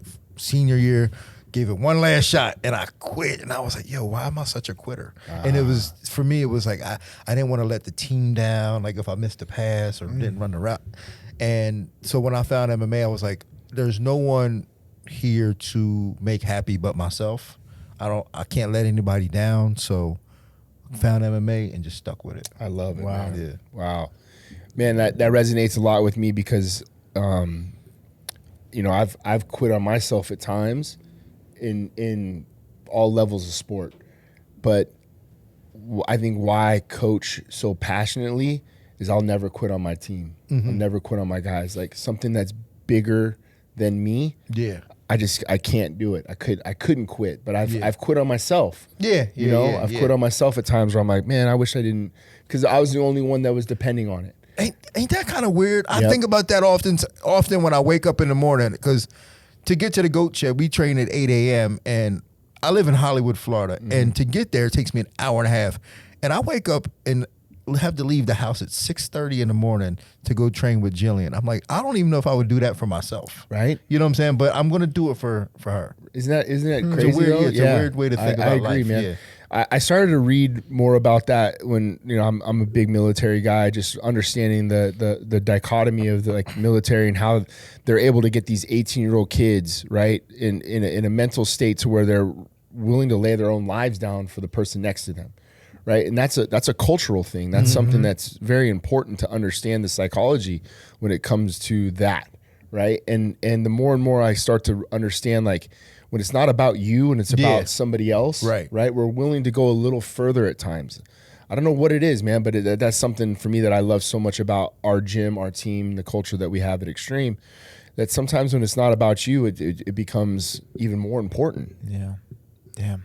There's levels to this. Yeah, that's real, man. Yeah, it is. Because for me, if you give me the option, I'm staying home. I'm watching Netflix. Yeah. I'm trying to watch that last episode of Yellow Jackets. You know what I'm saying? No, I'm glad I asked that, man, because there's too many times where I feel like I've done that to myself too. Yeah. Like, I'm the only one. And then when I had McKenna, when I had my daughter, things began to change for me mentally because my hard work was going to be a product of what was going to happen with my daughter, So what other decisions or whatever decisions I decided to make, there was a lasting effect on somebody else that had no choice. Yeah. So yeah. Damn. Yeah. Is that your daughter's your oldest? 17 now. Oh, she's 17? Yeah. Oh my God. I didn't know you had a 17-year-old. Yeah, McKenna's 17. Dude, this is like, it's crazy to think because when also, she was, wait, shout out. 4th in state overall, grand national champion dance team. No shout out to McKenna. Oh, she can dance like that? Shout out to McKenna. Okay. Yeah, she did great, man. So her team won the national championship 2 weeks ago in Orlando. Like they won out of like 500 schools in the country. Kidding, man. Yeah, Congratulations. So and what makes me very proud about that situation is she had mono for like 3 weeks leading up to. And like she couldn't do anything, couldn't perform. The doctor told her like strict, no school, no anything, because your spleen can rupture. Yeah. And dude, this child was just getting IVs and doing everything. And again, it was all about like she wanted to be there for her team. So for her to be able to even perform and be able to do it at a highest level and then win the national championship, I was super proud of her because it was about the process of all the shit she had to go through. And I love it because it wasn't easy. Yeah. And it shouldn't be easy. Well, see, and that's exactly what I'm talking about in terms of being a coach and then learning from different arts or just vocations. Like, think about what it took for her, the choreography of like that dance team and how hard they had to work on that and like just getting every beat right and every note right. And I'm like, some fighters don't are not even this specific Dedicated. or disciplined. Yeah. Like we got high school kids that do more than some of these fighters, and I'm like, that's why I'm like, and you're hero worshiping these guys, Right. They just got balls to get in the cage and fight. Sure. But they're not really, and sometimes they go in and they just don't care. But like to put that level of work and that level of discipline and that being that specific about trying to get this beat right and this note right. I wish more fighters was that specific. I just look at it like this, like whatever she decides to do in her life, in her career, those moments and those things are going to help you get through so many things in life, right? Like whatever the job is, whatever she decides to do. It's those moments to me that are just build the character in the individual. For character later and on. confidence. That all that fabric stuff, builds the work ethic. 100%, man. The character, all of that. Yeah. Yeah, I'm interested. I know we just touched on it a little bit, but I want to get back to that conversation about why you guys think we show up, or you guys specifically as coaches show up for other people when maybe you wouldn't do it for yourself. Like why is that? You know, why is that the mentality? Why is it so much more for other people? He nailed it. I owe it to the younger version of myself that didn't do it for me. I owe it to them. And that's the honest to God truth. Like I identified this a long time ago. Really? 100%. Because when he said that, I damn near had tears in my eyes because I know what he was saying. Is that I owe it to the younger version of myself that didn't do the things the right way or properly in my collegiate career. I owe it to my mom and dad who invested so much time and energy in me that I didn't do it the right way, the way I was supposed to do it. That I owe it to the younger version of myself to be the best that I can for my fighters now. I always say this to coaches. I say, be the coach that you wish you had when you were fighting. Yeah. And that's what I want to be to the ones that I work with. And I'm not for everybody, you know. Right. I'm not for everybody. You're not supposed to be either, Yeah, I feel I'm like. not. Yeah, and I'm not for everybody. So, and I don't force myself on anybody. Like if I go to a gym, I'm like, hey, like I said, you either want to do it or you don't. But if you do want to do it and you're willing to listen, I will give you everything I got. How beautiful is it when, as a coach, the ones that do fuck with you are the like, bro, that they're your ride or dies. Yeah, and when they're that way, again, I buy my own ticket to go see Brady this week, man. 100%, because that's my guy. You know what I'm that's an saying? He's in it. But there's an exchange there. Yeah. Right. Like what you get from it in here. Yeah. Is money can't buy. More valuable than Yeah, More for valuable sure, than anything. for sure. Like Like- all the shit that was going on with the whole Sean thing, bro. Like Kai Kamaka was like, that's my coach, you know. And he goes, I want to hear that from my coach. Like he was more emotional than I was about the situation because he knows what we're trying to get out of you, right? Like Kai knows, like this is what I need to hear, this is what I want to hear.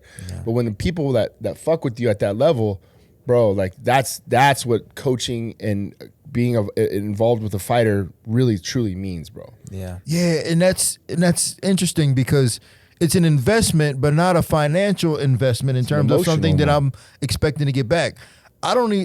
Somebody asked me yesterday, they said, how much do you charge these guys? And I know I'm going to out myself here. I'd never give anybody an invoice. It's just Paywood, yeah, just whatever you feel like it was worth to you, Right, man. sure. You know what I'm saying? Sure. Yeah. I am going to give you 100%, and if it works out for you, I hope you appreciate that. Show me that way, but I'm not going to tell you nothing. Yeah. I'm not even going to ask you for money. Yeah. That's so crazy. Yeah, Like I know. you guys I'm are not even gonna so ask you for money. it's, you know, and you guys will never get the credit for it, right? But you guys are so selfless that the only reciprocation you want is like that intrinsic value that you just provided to that person.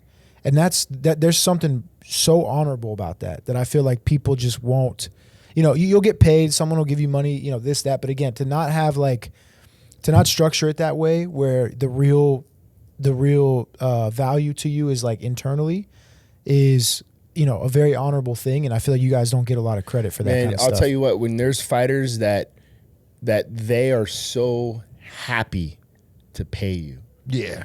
Like Edmund came and paid me last, and he was like, this was an investment for, like, coach, I love you, right? There's this, like, you can feel it. Yeah. Like they're like, dude, this is what I so awesome. wanted to That's do. so And cool. like when Dan fought Diego Lopez, right? Dan had tears in his eyes because he was so happy to be able to pay me this amount of money that like we've been battling for and scratching for and fighting for, going to Miami back when he was fighting, you know, on the fucking regional scene and couldn't afford to pay me. Yeah. But it wasn't about that. Like you're saying, there's an emotional connection of investment of sweat equity that, yeah, maybe down the line, but it's like, I see something in you that I want to see you as a better human being later on down the line. Yeah, we're going to fucking go and win some fights and do all that good stuff too.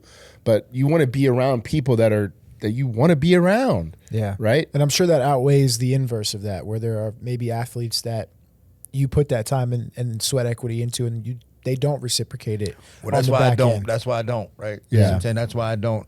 The only thing I ask is this. If I mess with you, just don't give it to the manager. Yeah. Just don't get it. Listen, I'm going to put my heart and soul. I'm going to wake up early. I'm going to spend my own money just to make sure that you get right. Win or lose, man, just go out and give a performance that it's your best. Yeah. You win all this. You become world champ. Just don't give it to the manager. Yeah.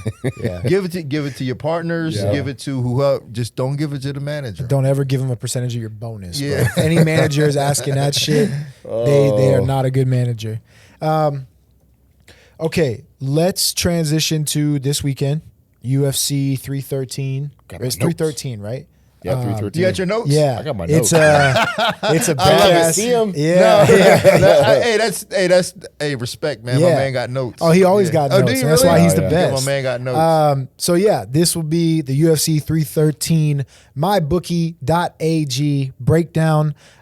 Vic, if you could pull the MyBookie odds up on the screen, we'll kind of run through. I figured the top Look at four us. cards. I know, look at that. Look at I us. figured this could be like our water thermos. You know how people put stickers all over Sure, there? That'll sure. be when we get more sponsors. We'll just have like the logos up there on the screen, all stickered out and everything. That'd Look be at pretty cool. us. But yeah, so let's run through. We'll just do the top 4 fights on the card. Cool. Scroll down, Vic, a little bit. I think that's, yeah, there we go. Scroll down. Nope, keep going. Oh, wait, I want to see the odds on Francis and Myron Santos. Myron's one of my guys. Oh, he is. minus Myron, 380. minus 380. Okay. Huge favorite. Let's go. Okay, this weekend, UFC 313. Obviously, Pereira and Ankalaev in the main event. That's going to be a fun fight. We just spoke about Gaethje and Hooker last week. Obviously, Hooker's out now, but Fiziev is. Hold on, wait. Can we? I don't know how much time we have. We got plenty of we time. got time. Okay. Okay. Can we talk about that for a moment before we even get to the card? Like Of Dan course. Hooker getting hurt. Yeah. Yeah, Right? Yeah. Just that. yeah. I'm like, Yeah. dude, that stuff like that pisses me off as a coach, actually, because I find it to be, and I don't want to single Dan Hooker out. I'm just using this as an example because it's so relevant right now. Right. But I oftentimes find it to be so damn negligent in practice. Like, you're fighting at this level, like you have to show up. Like, you can't get hurt 10 days out. Like, getting hurt is like stuff that you do like 3 months out because you're just kind of, you're just going. But at this point, like, you have to be so aware of everything that's going Cautious. on. You have to be cautious. You have to be aware. And I think that it just comes from the culture that we've accepted of hard work. Sure. And I think we've allowed the idea of hard work to precede preparation. Preparation comes first. Yeah. Now, hard work is a part of preparation, but hard work should not be at the forefront of preparation. Like, Right. whatever you need to do to be prepared needs to be it. But when you're just going, just get these good looks, get the best guys, go real hard, don't wrap my hands properly, this guy ain't got headgear on, I'm busting him in the top. It's like, dude. Are you for or against hard sparring? I mean, I guess it depends on the person. Like, if it's Yeah. Yeah, if I it's agree. going to help them get prepared, Yeah. then yes. If it's just doing it for the sake of we just sparred hard just for the sake of sparring hard, then no. Yeah. Like, it just depends. Minimizing risk during that time too, Yeah. and it's hard. Like, you're trying to get these looks, you're trying to finish up your rounds, you're trying to do all these things, and that's the tough part, is navigating through that and getting to the fight healthy. Yeah. But man, like, what happened? He broke his hand, right? Yeah, it looked like he maybe hit someone on the top of the head. Or, you know how like sometimes you Sure. hit with the wrong part of your hand and it looked like it just broke his bad hand. luck. Yeah, I mean, I don't even know but what also- type of glove he had. Exactly, to that's hit the a guy on the thing. top of the head to break your hand. Yeah. Yeah. Like, were you wearing like this really like if you got the puffy gloves, that should be okay, You should yeah. be okay, right? Yeah. Like you got the boxing gloves, you definitely should be okay. Yeah. The little gloves, probably 4 4 ounces, ounces. Probably, I can understand you breaking your hand with Yeah, that. without a hand wrap on. Yeah, without too. a hand wrap on, Yeah. and then the other guy definitely probably had no headgear. Man, To where you That's just tough. yeah, it's tough. It's Yeah, tough, 'cause but that- you get those things, man. Like there's these, like Johnny Walker, freak injury. We're going over like drill transition things versus Bogdan, and he Yeah. tore his freaking cartilage in his rib. Yeah. You're like, oh, bro, you know. So. And so like when John Jones got hurt, that was well in advance, and I get that. Like Sure. you're in that process where it's like you're doing but like man, when you get really close to a fight, it's like you really have to minimize the Yep. risk. And Yep. you just and I feel like when guys get closer to a fight, they get more nervous, so they feel like they got to do more and do more. Right. And that's why it drives me crazy. Yeah. Because more often than not, it comes from a place of irresponsibility and nerves and feeling like you didn't do enough and you got to do Throughout more. the entire camp, yeah. No, But I when agree you with do, that. when you put the work in throughout the entire camp, as it gets closer, man, it actually gets easier. Yeah, Like you know, I noticed that with Ige sometimes too. He's like, I'm good. Like Yeah. the camp couldn't have got any better. All I can do now is risk getting hurt or getting cut or Yeah. something Yeah. silly happening. But to your point, that's why I respected Francis leading up to the Fury fight so much, because when we left to go to Saudi, it was like 2 weeks before the fight or 3 weeks before the fight, and he was like he, you know, he had told the coaches and stuff, he was nervous. Like he was like, I don't know if I'm ready, blah blah blah. But he did extra work, but he did it smart in those final weeks, like, you know, skipping rope, hitting the bag, shadow boxing, defensive drills. Like it was nothing like, let's go 3 extra rounds and sparring. Yeah, or this do or that. Yeah, that's it. That's why Do I that work. Yeah, I Do respected that it work. so much more for him to be like cognizant of like, okay, I want to do extra work, but I want to be smart about it, you know, blah blah blah. So I just wanted to bring that point up because Yeah. we've talked about it before, where he was very nervous going to Saudi Arabia because he's like, I'm fucking fighting Tyson Fury. Yeah. Yeah, I get that, man. And he was I get like, it. yeah. But I get it. And the way to combat that, right, is to do extra work. And he was doing it smart. But we tend to think, all right, man, I got to do extra work, man. Let me bring in the roughest guys. Yeah, and no, make me don't do feel that. good about my don't Nope. do that. Nope. All right, Okay. I'm sorry, I had to just bring that No, up. all good. All right, so UFC 313. We'll start with, and this fight is going under the radar, I feel like. No, go down a little bit, Vic. We're going to start right there. Jalin Turner and Bagamondes. Like, I Yeah. think that is such a striker's delight fight. Yep. Jalin Turner is pretty much a pick'em fight. Turner minus 109, Bagamondes minus 116. So pretty even. E, we'll start with you. Initial thoughts on that fight. I mean, dude, striker's delight. Yeah. And then we're talking about 2 guys who are very tall, very long for the weight class. Keys to victory here for Jalin Turner. Leverage the reach advantage. 6'3", 77-inch reach. At 55 too. What is how tall is Bagamondes? 6'1", I think. 6'1". Okay, all right, But both Jalen those Turner's guys still- at still taller, 55 yeah, or yeah. 6'1" and It's crazy. 6'3" is crazy. Yeah, push for the finish. You know, Jalin Turner's a finisher, and we've seen him get guys where he had the Morcano fight, almost had him out. I think it's important for Jalin Turner to start fast and look for the finish. Yeah. I think that's what I have. And takedown defense. I don't see Bagamondes really mixing in wrestling, but I think it should be part of his game. I think that's at something least to show look- it a little bit. Show it a little bit Yeah. because it's only going to help your striking. Right. Which this is where, you know, exploit the speed for Ignacio. He has, I think, the speed advantage, mix up the attacks, survive the early pressure, and his biggest strength, man, is his creative striking. This guy is beautiful to watch when it comes to his striking. And I think, you know, also training with Bilal Muhammad and those guys is very important for him. right. You know, especially for confidence. for confidence. Yep. Dean, what do you think? So I didn't get as detailed as this, but It's all good. but I It's do all have up some, I here. do, yeah, it is Yeah, like yeah. I you know, Right. I'm working the show next week anyway, so but I do have some thoughts on this, and I think this really comes down to Jalin Turner's mentality. Yeah.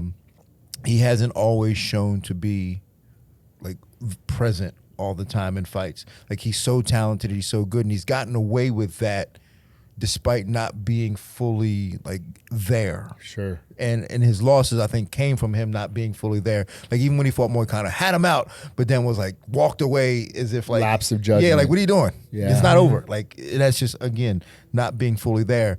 Interesting to note, he just moved to the west coast of Florida. He's got an entirely different camp now. Turner. Entirely different team. Who's he with? I will say, so I don't know his full camp and what he's been fully doing, but I know he's been working with Dorian Price. Oh, nice. Who is a complete gem in all of MMA. Good style for him, Good too. style for him. And Yeah. I actually was help facilitate that because I Nice. felt that was a good style for him, Yeah. and they kind of were in the same vicinity. So I'm hoping that works out for him. I think for Jalin Turner, he can't allow himself to get behind in this fight because I don't think he has that mentality of being able to fight back. I think he has to stay ahead. Like you said, put the pressure on early, stay ahead, and he's going to have to be able to deal with that creative striking. But he can do that if he's using the elbow game from Dorian Price. Like if he can get close and not allow Bagamondes to be on the outside and be all spinny and flashy. Yeah. If he can tie him up in the clinch and start to work the elbows, Smart. I think despite not being able to use the range, but his clinch game should be better now working with Dorian Price. Smart. Yeah, I think that can be. That was always something stuff for that, him. from what I've always heard about Jalin, is he's kind of a nomad. It was in Costa Mesa. Didn't really have a gym or a team. Yeah, Just yeah, pop in and he didn't have a train lot of and guys. Didn't Yeah, have a lot of coaching. It was like my friends were cornering me or this or So that. he's in Florida now? yeah. Okay. Ah, that's good. Yeah, good for him. He's got all the talent in the world. He's got all the That talent in the dude world. is- He just didn't have a role model. Yeah. Right. He didn't have A nobody to mentor. show Yeah. a mentor to show him that vision. Yeah. And hopefully he's got it now. Yeah. He's still young enough too, I Yeah, believe, yeah. right? Yep. So he's got the world in front of him. Next fight, I'll be honest, I hate when UFC does this shit. I really do. Bobby King Green versus Mauricio Duffy. Ruffy. Yeah, Ruffy? Sorry. Yeah, Mauricio Ruffy. The young, hot, up and coming prospect against, the old vet. And I know what they're trying to do, and it sucks. I hate it so much when they do this. But early thoughts on that. Oh man, Yeah. I love Bobby By the way, Green sorry. too, bro. By the way, No. Bobby Green plus 380, Oh. plus 360. Mauricio Ruffy minus more than- 526. All right, Bobby Green, use striking IQ, right? Green slick boxing, head movement, frustrate him with raw power, try to pick him apart, extend the fight, get this fight in deeper rounds, Yeah. right? Try to get this fight into second, third round, mix in some wrestling, right? His strengths, veteran savvy, durability, striking fluidity. Ruffy, blitz early. This is a guy who's got 9 KOs all in the first round. Yeah. Land the power shots, defend the takedowns, and his strength is his explosive power, finishing instincts. He's unbeaten in the UFC. It's only 2-0. Yeah. But this is a step up in competition for him, you know. So I think for Bobby, he's got to lean on trying to stay durable and not get hit in the first couple rounds and see if he can extend this fight and get into deep waters. Yeah. Man, this is a really tough task for Yeah. Yeah. Bobby Green. Yeah. And I love Bobby. He's one of my favorite. King Green. I don't mean, Yes. King. This is. I don't want to sound disrespectful towards him, but I have to tell it like it is, And this is a really tough ask. Yeah. Because Mauricio Ruffy is what King Green used to be. Sure. Yeah. Changing the guards. Just I remember I was in Brazil. I went to a Shooto Brazil last year, or right before Ruffy got into the game, and I remember this guy told me about, man, wait till you see this kid Mauricio Ruffy. He's coming to the UFC. Wait till you see him. And when I saw him, and then I started doing some research on him, I said, "Oh my God, Yeah. this guy is the next generation. He's got world championship written all over him." But the only crack in the armor, I saw it in his last fight. The stage. The stage. Yeah. He fought in Madison Square Garden, and when he stepped out, man, he started looking around. Oh, Looking got at drunk on the crowd. looking at the lights, yeah. And he struggled with that guy. Not that he struggled in the sense of where it was close. It wasn't close. Right. It wasn't close by any stretch. but he struggled Yeah. in terms of like he started getting tired when he didn't get the guy out. I mean, he stunted on my man. Yeah. But he didn't have fun stunting on him. Yeah. Like that's the difference. Like King Green would have had fun stunting on him Right. because King Green's got that experience but Mauricio was like he's still stunting. Yeah. But I hate this matchup for King Green because it's just, man, it's not a favorable one for him. He's And fighting a guy. It's one of those so they're building the name off. Exactly. I hate this sacrificial lamb. And shout out to bullshit. King Green who stuck up for Anthony Smith a couple weeks ago Yeah. on Oh, that yeah. Jackson podcast. Yeah. Because I thought they did Anthony dirty talking about like Did they? Yeah, they did him a little dirty. Who did it? TJ Dillashaw did him a little dirty, saying hell he don't have a heart to be champion. It's like, dude, my man got 50 fights. Yeah. He ain't had the resources to be champion. Yeah. He ain't had this wrestling pedigree. Yeah. He ain't had no mentor. Don't know like this.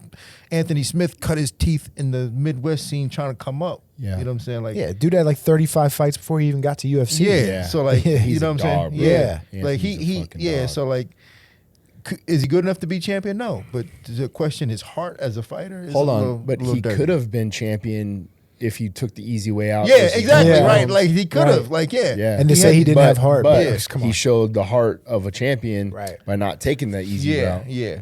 So And King Green stuck up for Anthony, like despite everybody being on the other side, he Sure. came in, he went into the Lions den and was Yeah, like, he "Hey man, spoke the truth and what spoke the was truth. right, Like, yeah. this is my opinion." Yeah. So shout out to him for doing that. honorable. I like King Green a lot, man. Me too, He's- bro. He's a fan favorite. Yeah. Dude comes Me in, too. swaggy, spits the water like Triple H. Yeah. You know what I mean? Well, I'm Like, pulling for him. Yeah, Yeah, me I'm too. pulling for him, but Yeah. man, it Tough doesn't. ass. Yeah. But Tough this ass. this guy he's slick, he's elusive, he's got power, he understands range. He's just like, whew. Well, remember last understands time they range. served King Green up to a sacrificial lamb role was against Grant Dawson.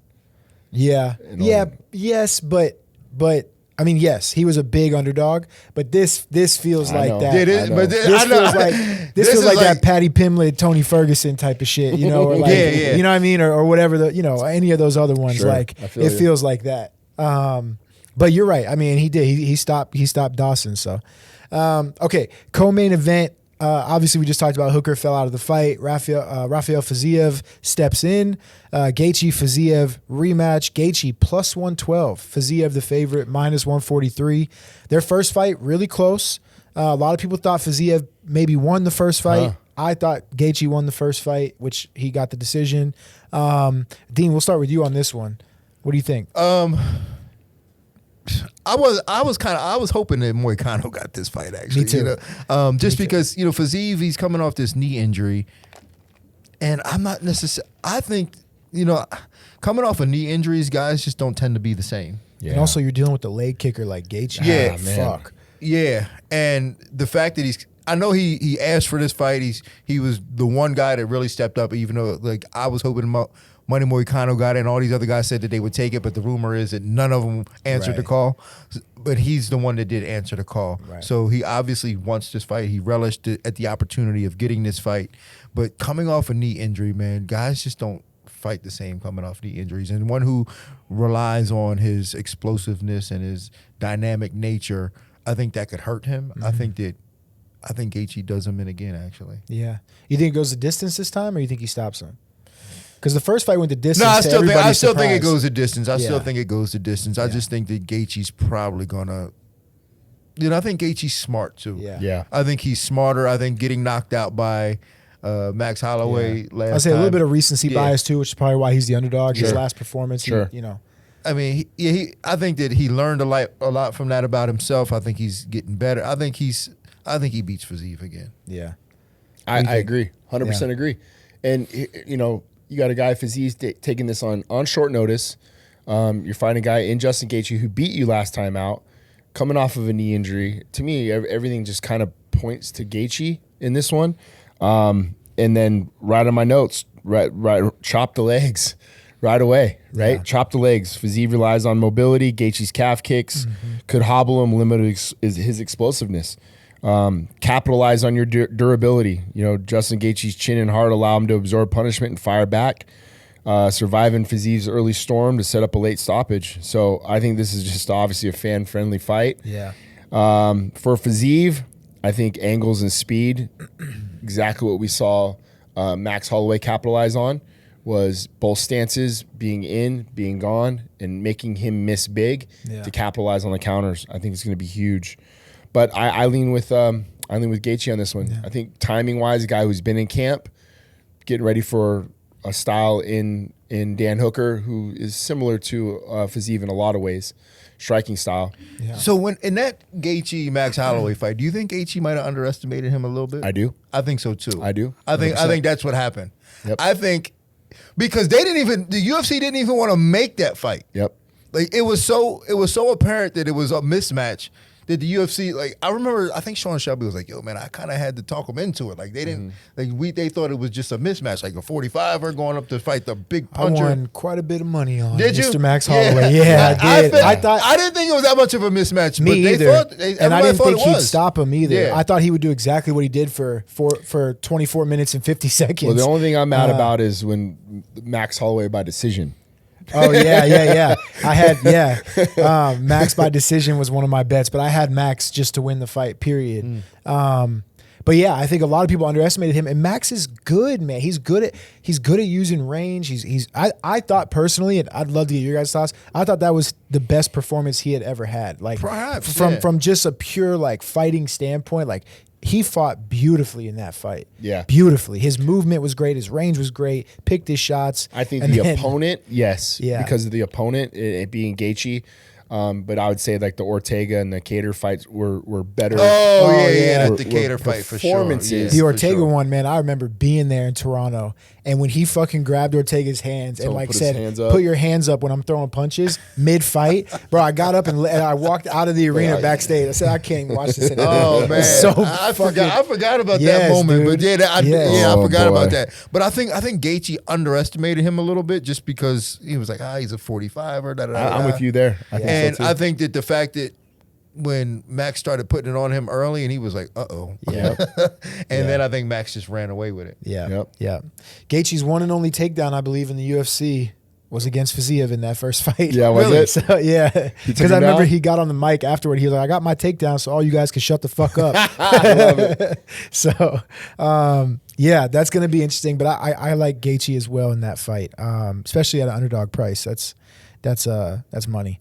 And then main event, there's some heat here with this one. Alex Pereira, Magomed Ankalaev. Main event, Pereira minus 125, Ankalaev minus 102. So Pereira slight favorite, right? Almost a pick 'em. But Dean, what do you think about this? Well, I'm going to defer. My man got notes. I want to defer to my man with the notes. All right, so we're going with we'll start with Alex Pereira. Maintain striking distance. That's going to be huge, right? Yeah. Plant a flag in the center of the octagon and own your geography. Do not get your back up to that cage. That black banner. Don't get your heels on the black line because that's where a lot of the takedown issues are going to be there. So Ankalaev does such a good job with the grappling, Dagestani style wrist rides, Turks, killing the bottom leg. It's going to be a tough task, right, for Alex to be standing up if you're getting taken down. So having that real estate and being able to move is going to be very important. Counter wrestle with sprawls. Okay, big thing with this is when you disengage on the wrestling, be ready to wrestle 3 seconds longer. There's a reshot, there's a re-wrestle. Don't think that the wrestling exchange is over. So once you get a disconnect, you need to redirect. You got to get him moving a different direction before you get back into the striking. And then once you do that, you do have to make him pay. Yeah. You can't just let Ankalaev in for free and then without letting him, putting his hand in the cookie jar, you don't get slapped, right? You're going to keep coming back. So it's going to be very important. And my last one, man, target the body early. Right, Alex Pereira's got to start getting flattening the tires, hit the body. It's a 5-round fight. Invest in the body, invest in the legs. It's gonna be very important for him. Ankalaev, on the other hand, secure early takedowns. Get in early. We don't believe you that you're not going to wrestle in this fight. We don't believe your tweet. Early takedowns. Yeah. That's only going to make your striking better, and it's going to limit Alex Pereira's striking. It's going to make him cognizant of what he's going to throw.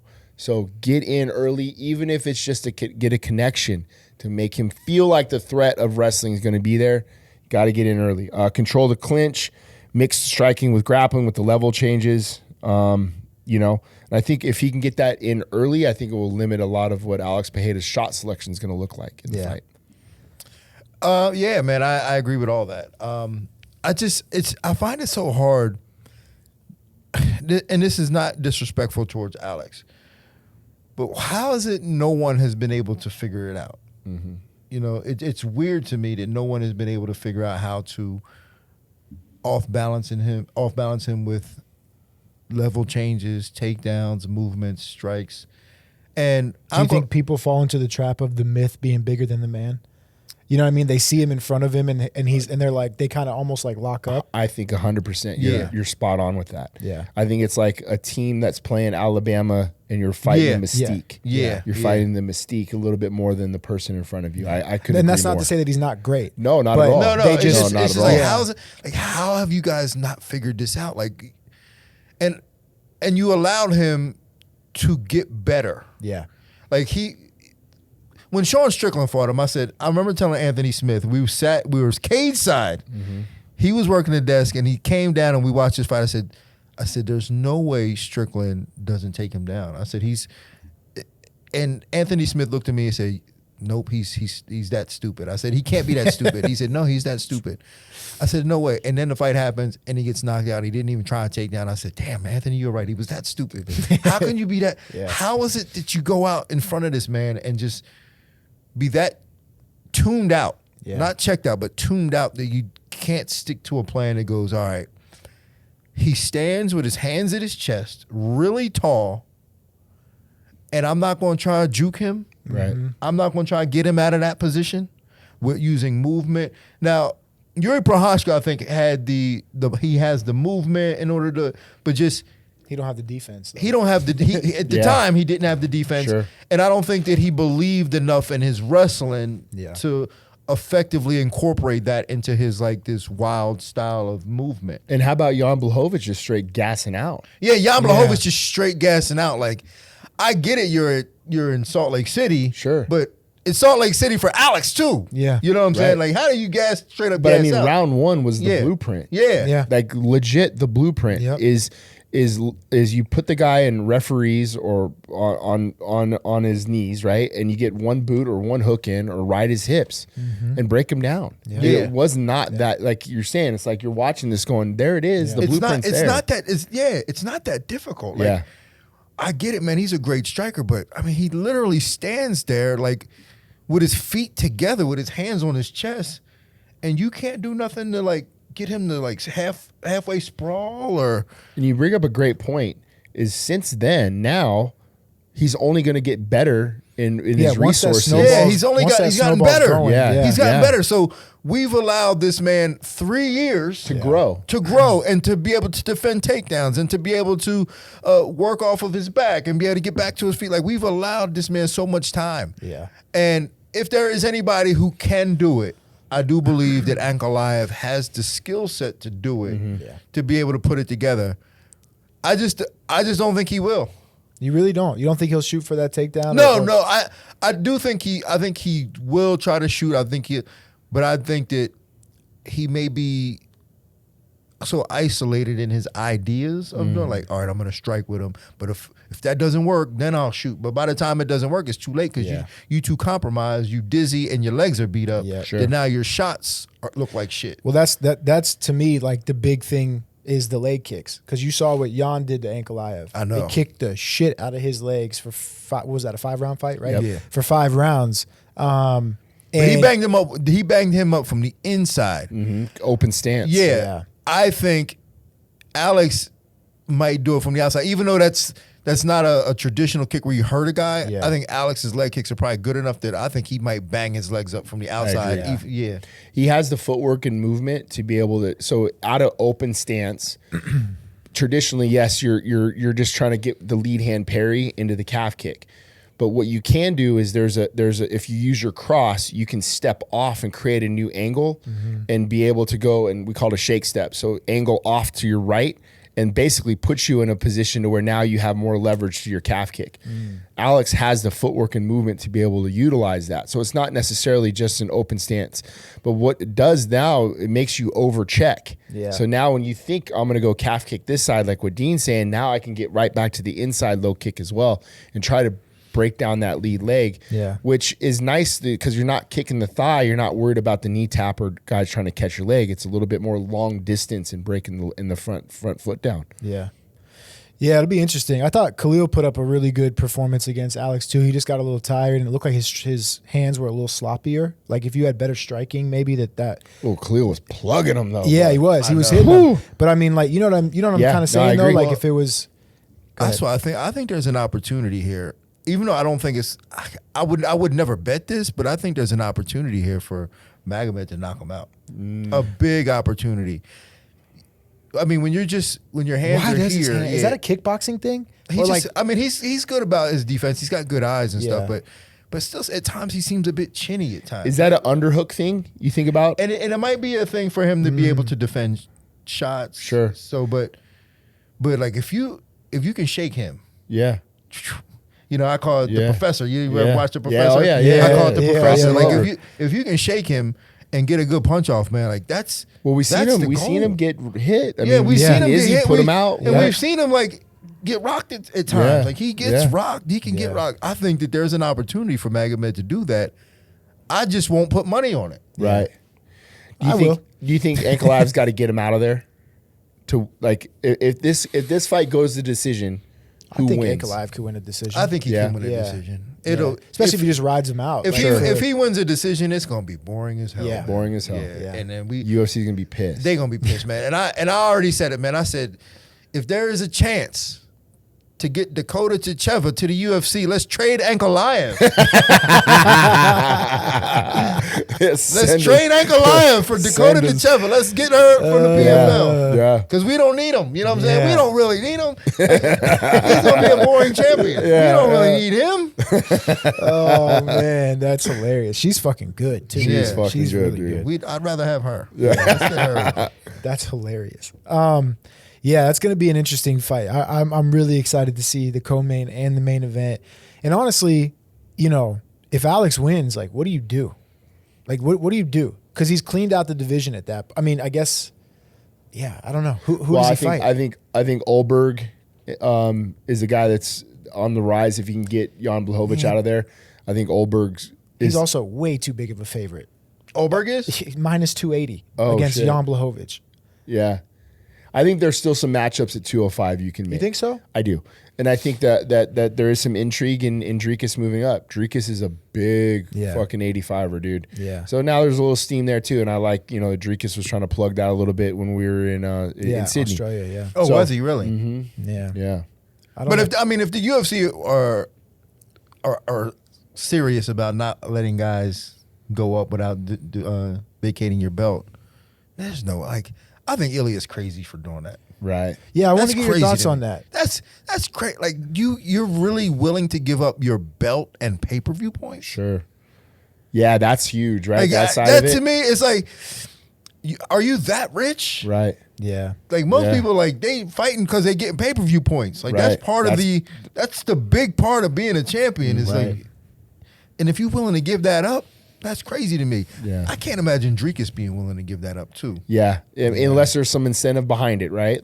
Like you have that negotiated or something behind it. But I'm with you. Like that's the whole lore of having, like when people were mad at Izzy in the Yoel Romero fight, I'm like, Izzy's just trying to keep his pay-per-view points.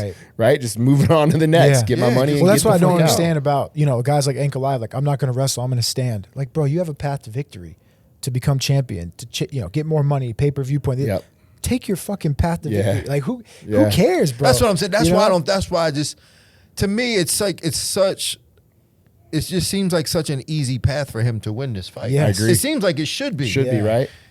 Like you can, like On this paper. man's kind of cheating. Don't you let can your punch ego him. get in your Don't way. let your ego Yeah. get in the way. You can Yeah. punch him in the face and you can wrestle him, like, but not striking with him. But just like there's opportunities for you to punch him in the face without really like kickboxing him. That's why I love so much about Aspinall. Yeah. I'm Tom's like, I'm sprinting across fucking the octagon. double legging this dude right from the jump. Yeah. Put my said head that, yeah. Tom's like, bro, I'll put my head right in his chest. I'm put him on his ass. That's the fight. Yeah, like it's, You know, it like, why seems so. fucking- It seems like the path is so clear. Yeah. and especially when you have the skill set to do it. Agreed. Like, why are you not doing this? Why are you making it so much harder for yourself? Yeah. Real quick on Ilia, we talked about this last week. If he goes up to fight Islam and he wins, is that the best 3-fight win streak in the history of the UFC? KO Volk, KO Holloway, beat Islam. If he KOs Islam, I think it's without a doubt the best 3-fight win streak. But just winning, It is. it is, right? is, yeah. I mean, that's fucking insane. Insane. It's insane.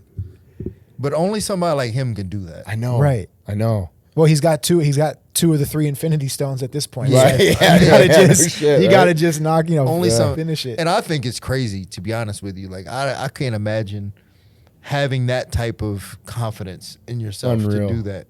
Well, there's a delusion that you have to have. Like, Sure. you have to be fucking insane to think that you could do that. Yeah. And I mean that in the best way. Yeah. The great Kobe, Braun, Michael, like all these guys, Phelps, like all these guys think they can do it. Right. And they're insane until they do it. Right. You know what I mean? Right. Like, so you have to have some sort of delusion to think you can do that and then go out and do it. But it's that type of delusion. I see it. You see it a lot. Like guys coming to the gym off the street, they got that delusion. And yeah. But that's a they don't got the different- skill though. Yeah, right? but that's a They different- don't- yeah. But to have that delusion and the skill Yeah. is the hard part. Right. Right. And then put it all together. Exactly. Then like you Perform said at the earlier, same like the time. lights come on. Yeah. Man, this Yep. this dude is something else. Like Yep. something to behold. Like we're watching Greatness. greatness right Yeah. now. Honestly. Who does it? Does anybody do it better than John Jones though? When the lights come on. I think No. Who Prime does it the Connor. best? Prime Connor. Yeah, did it. Connor. Yeah, Prime Connor. Prime Connor. That Prime that Connor. performance against Eddie to me is probably up there with the best performance I think I've ever seen. Like the way he made it look so fucking easy Yeah. after talking about it for like a year. Sure. And then calling out Floyd before that fight, winning, calling out Floyd after that fight, then getting the Floyd fight. Yeah, I mean that he's up there. Yeah. That streak with Mendez, Aldo, and Eddie might be another 3-fight streak that at the yeah, time yeah. is up there with like 3 fights in a row of Do you just think being the fall of with I say fall, but performance wise with Connor comfortability, 100%. silk Yeah. sheets. Just silk sheets, Yeah. being comfortable, and Yeah, you get to a certain point where you just think, the old saying, like, if it ain't broke, don't fix it. That's in fighting you can't that do that comes that comes at a cost, though, right? Yeah. Because it's not that it's broke, but you still have to evolve, and you still have to be a student, and you still have to grow. It's not that you're saying it's broken and I'm trying to fix something. It's just staying relevant. I mean, staying in it and being ahead of the curve. there's Always. just a different hunger in his eyes now, right? Like it was like back then when you watch the old videos and the old versions, the hunger that he has. Yeah.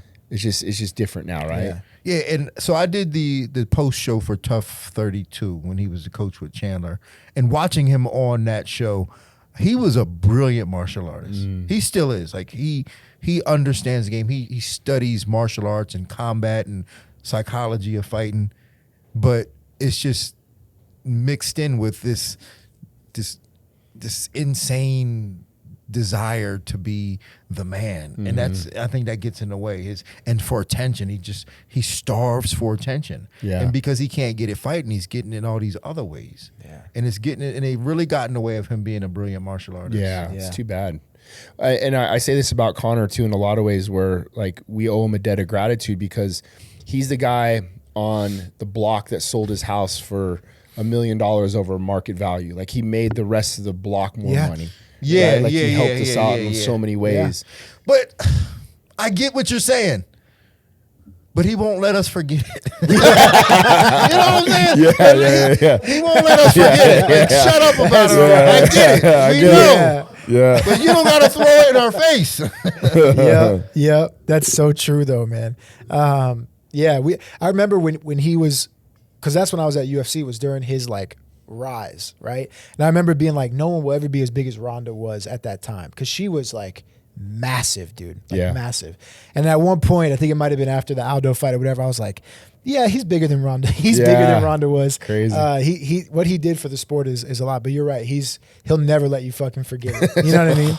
That's such a good point. And now he's turned. And now it's kind of like he's turned into that dude in high school who was the man who keeps showing up in the parking lot. 47 touchdowns last year. Yeah. Back in my day. Yeah. It's like, chill out, man. Chill out. We get it, man. We get it. Yeah. We get it. Al Bundy. Al Bundy. Yeah.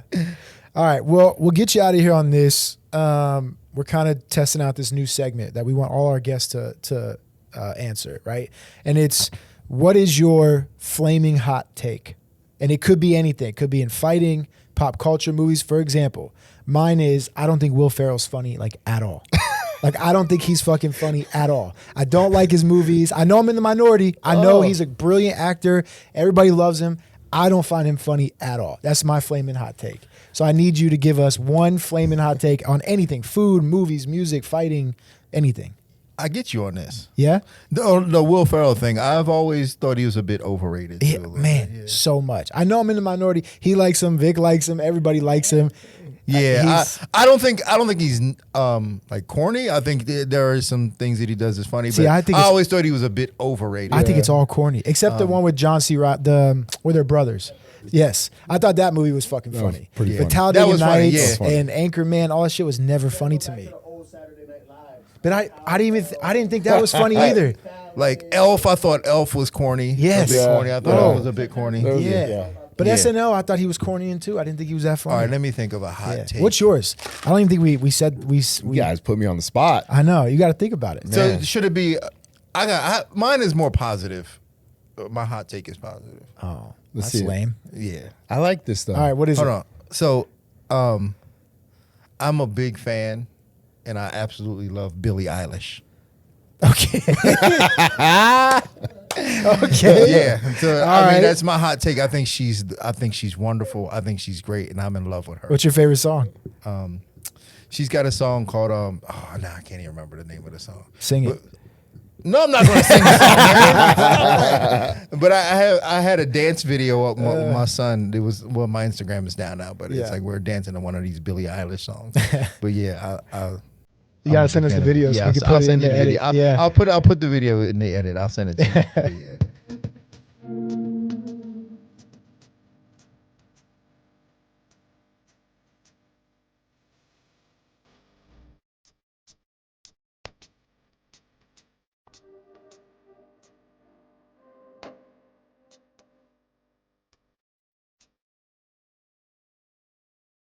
But I have to have a negative one though. So, but Eric, what's yours? Sriracha on watermelon. What? Okay. Sriracha on watermelon, boys. I done tahini on wait a minute, watermelon. what? Sriracha. on Like the hot watermelon? sauce. Yeah. You love it. Love it, dude. That sounds disgusting. Love it. Come on, that- a little salt and sriracha. But the on- tahini- As a not black it. man, I don't know how to take it. Did you ruin a good watermelon for Come me, on, man? man. You know, a little hot sauce on watermelon. My what? Yeah. Yeah. See, Yeah, I think had that chamoy too. is gross. Oh, Yeah. chamoy is the worst. I don't like chamoy at all. But tahini, my wife's Mexican. She does the tahini, the chamoy, all that stuff. But the tahini is good. Yeah, tahini's But good. the chamoy is too much for me. I can't do that. But sriracha, I never tried. We Try got it. some at the Give it a house. shot. Maybe we'll try it. The Hangover movies are corny. Really? All of them? Not even All the of first them. one? All of them. I mean, the first one too? That's a bad take. Yeah, that's a bad take. That's a hot take. That's a bad hot take. for me, man. The first one with The first one's- with fucking Tyson and the Yeah. tiger and the Didn't do it for me. Really? The Didn't first do one. it for Oh me. man, I thought the first one was incredible. The next two is like they're funny, but the Didn't first do it for one's me. so good. Okay. And if I have another one, Oh, keep going. Yeah, let's just keep going. I got a bunch. I got a Yeah. bunch of things. Sopranos didn't really do it for me. Oh, I either. do. I can't. I Didn't would say really we do would it for me. fight, but I can't say we'll fight. Sopranos But, didn't really, dude, it didn't keep me. That's that a is good one. fucking It is- blasphemous. that's a good That one. is blasphemy. Yeah, it you didn't didn't think keep so me. either? No, but I just love that. I love that. I mean, that's a take. great flaming hot take. It's Yeah. piss poor, but Yeah. that's a That's the purpose, right? That's the purpose. Sopranos is incredible, bro. Yeah, so like I went back like every so often, like when there's like series that I didn't see when they came. I go back and start trying to watch them, and it just like, I stopped watching it. Like I'm still on The Wire. I love it. Yeah. Oh yeah, love The Wire's a great Yeah. show. I've actually never seen it. The Shield, I like The Shield. Oh, too. The Shield was amazing. The Which Shield was was that on? amazing. With the bald guy. Yeah, Michael Chiklis. HBO. Yeah. Game of Thrones, I went back and watched that. Amazing. I hated Game of Thrones. You That's didn't my like other it flame. yet? Oh, you hated I remember that? DC. So me and DC, it was Gastelum, Izzy, and Poirier Holloway. What was that, Atlanta or something? We were on the bus, and it was the final season of Game of Thrones, and him and Megan O'Leary were talking about it. I was like, yeah, I'd never seen it. DC's like, what? You never seen Game of Thrones? Blah, blah, blah, blah, blah. This is the best show ever, whatever, whatever. We binge watched it, me and my wife, for like the next fucking 8 months, however many seasons there were. Bro, I was so disappointed. No, I was so really? disappointed. Yeah, I'm a big fan of Game I of like Thrones. Game of Thrones. I thought was it like the 4th or 5th season was fucking awesome. But outside of that, I was like, Kind of maybe how you feel about Sopranos. Yeah. I was like, Just meh. it didn't keep me. Yeah, it's whatever. Breaking Bad. Amazing. I loved it. Amazing. Yeah, Amazing. Loved Love it. Breaking Bad. Breaking Bad's still probably my favorite. In fact, it was so good that I don't want to watch it again because I don't want it to be. Yeah. I don't want to Breaking disappoint Bad myself. was awesome. Yeah. You ever seen Sons of Anarchy? Loved Yeah. it. Yeah. I like that a Loved it. lot. Loved You didn't it. like Yeah. it that much? I liked it, but then Yeah. it was the same episode. Yeah. Every episode It was the same episode. Yeah. But it was good. They How had are we some gonna good get out of this characters. pickle? Yeah. Yeah. Peggy Bundy being the Oh yeah. the I know. ultimate I know. enemy is crazy. Okay, cool. Well, I think that about wraps it up. Anything else? Any final words? No, man. Thanks for being here. Nah, man, it's my pleasure, Thanks man. for being Glad here, to bro. come on and chop it up with you guys. Yeah. This is incredible. Hopefully we can do it again when, Oh, when for you're sure, back in man. Vegas Yeah, for sure. for another fight. But yeah, thank you again. And this was a great episode. Thank you, man. Yeah, really enjoyed Yeah, I it. love having you, bro. Huge resource for me. Just, dude, call them on the last minute. That's my style. Yeah. Yeah. Cool. All right. Well, that does it for another episode of Verse Us with Eric Nixick. Please make sure you like and subscribe on YouTube. Leave a comment. Let us know who you want to see on the show, things we could be doing better, anything like that.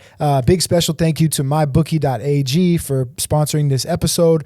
Also, make sure you download the audio version of the episode anywhere you get your podcast, Spotify, Apple Music, Google Play, all that stuff. And make sure you follow the show on social media at VSUS Pod. For Eric and Dean, I'm Randy. We'll see you guys next time.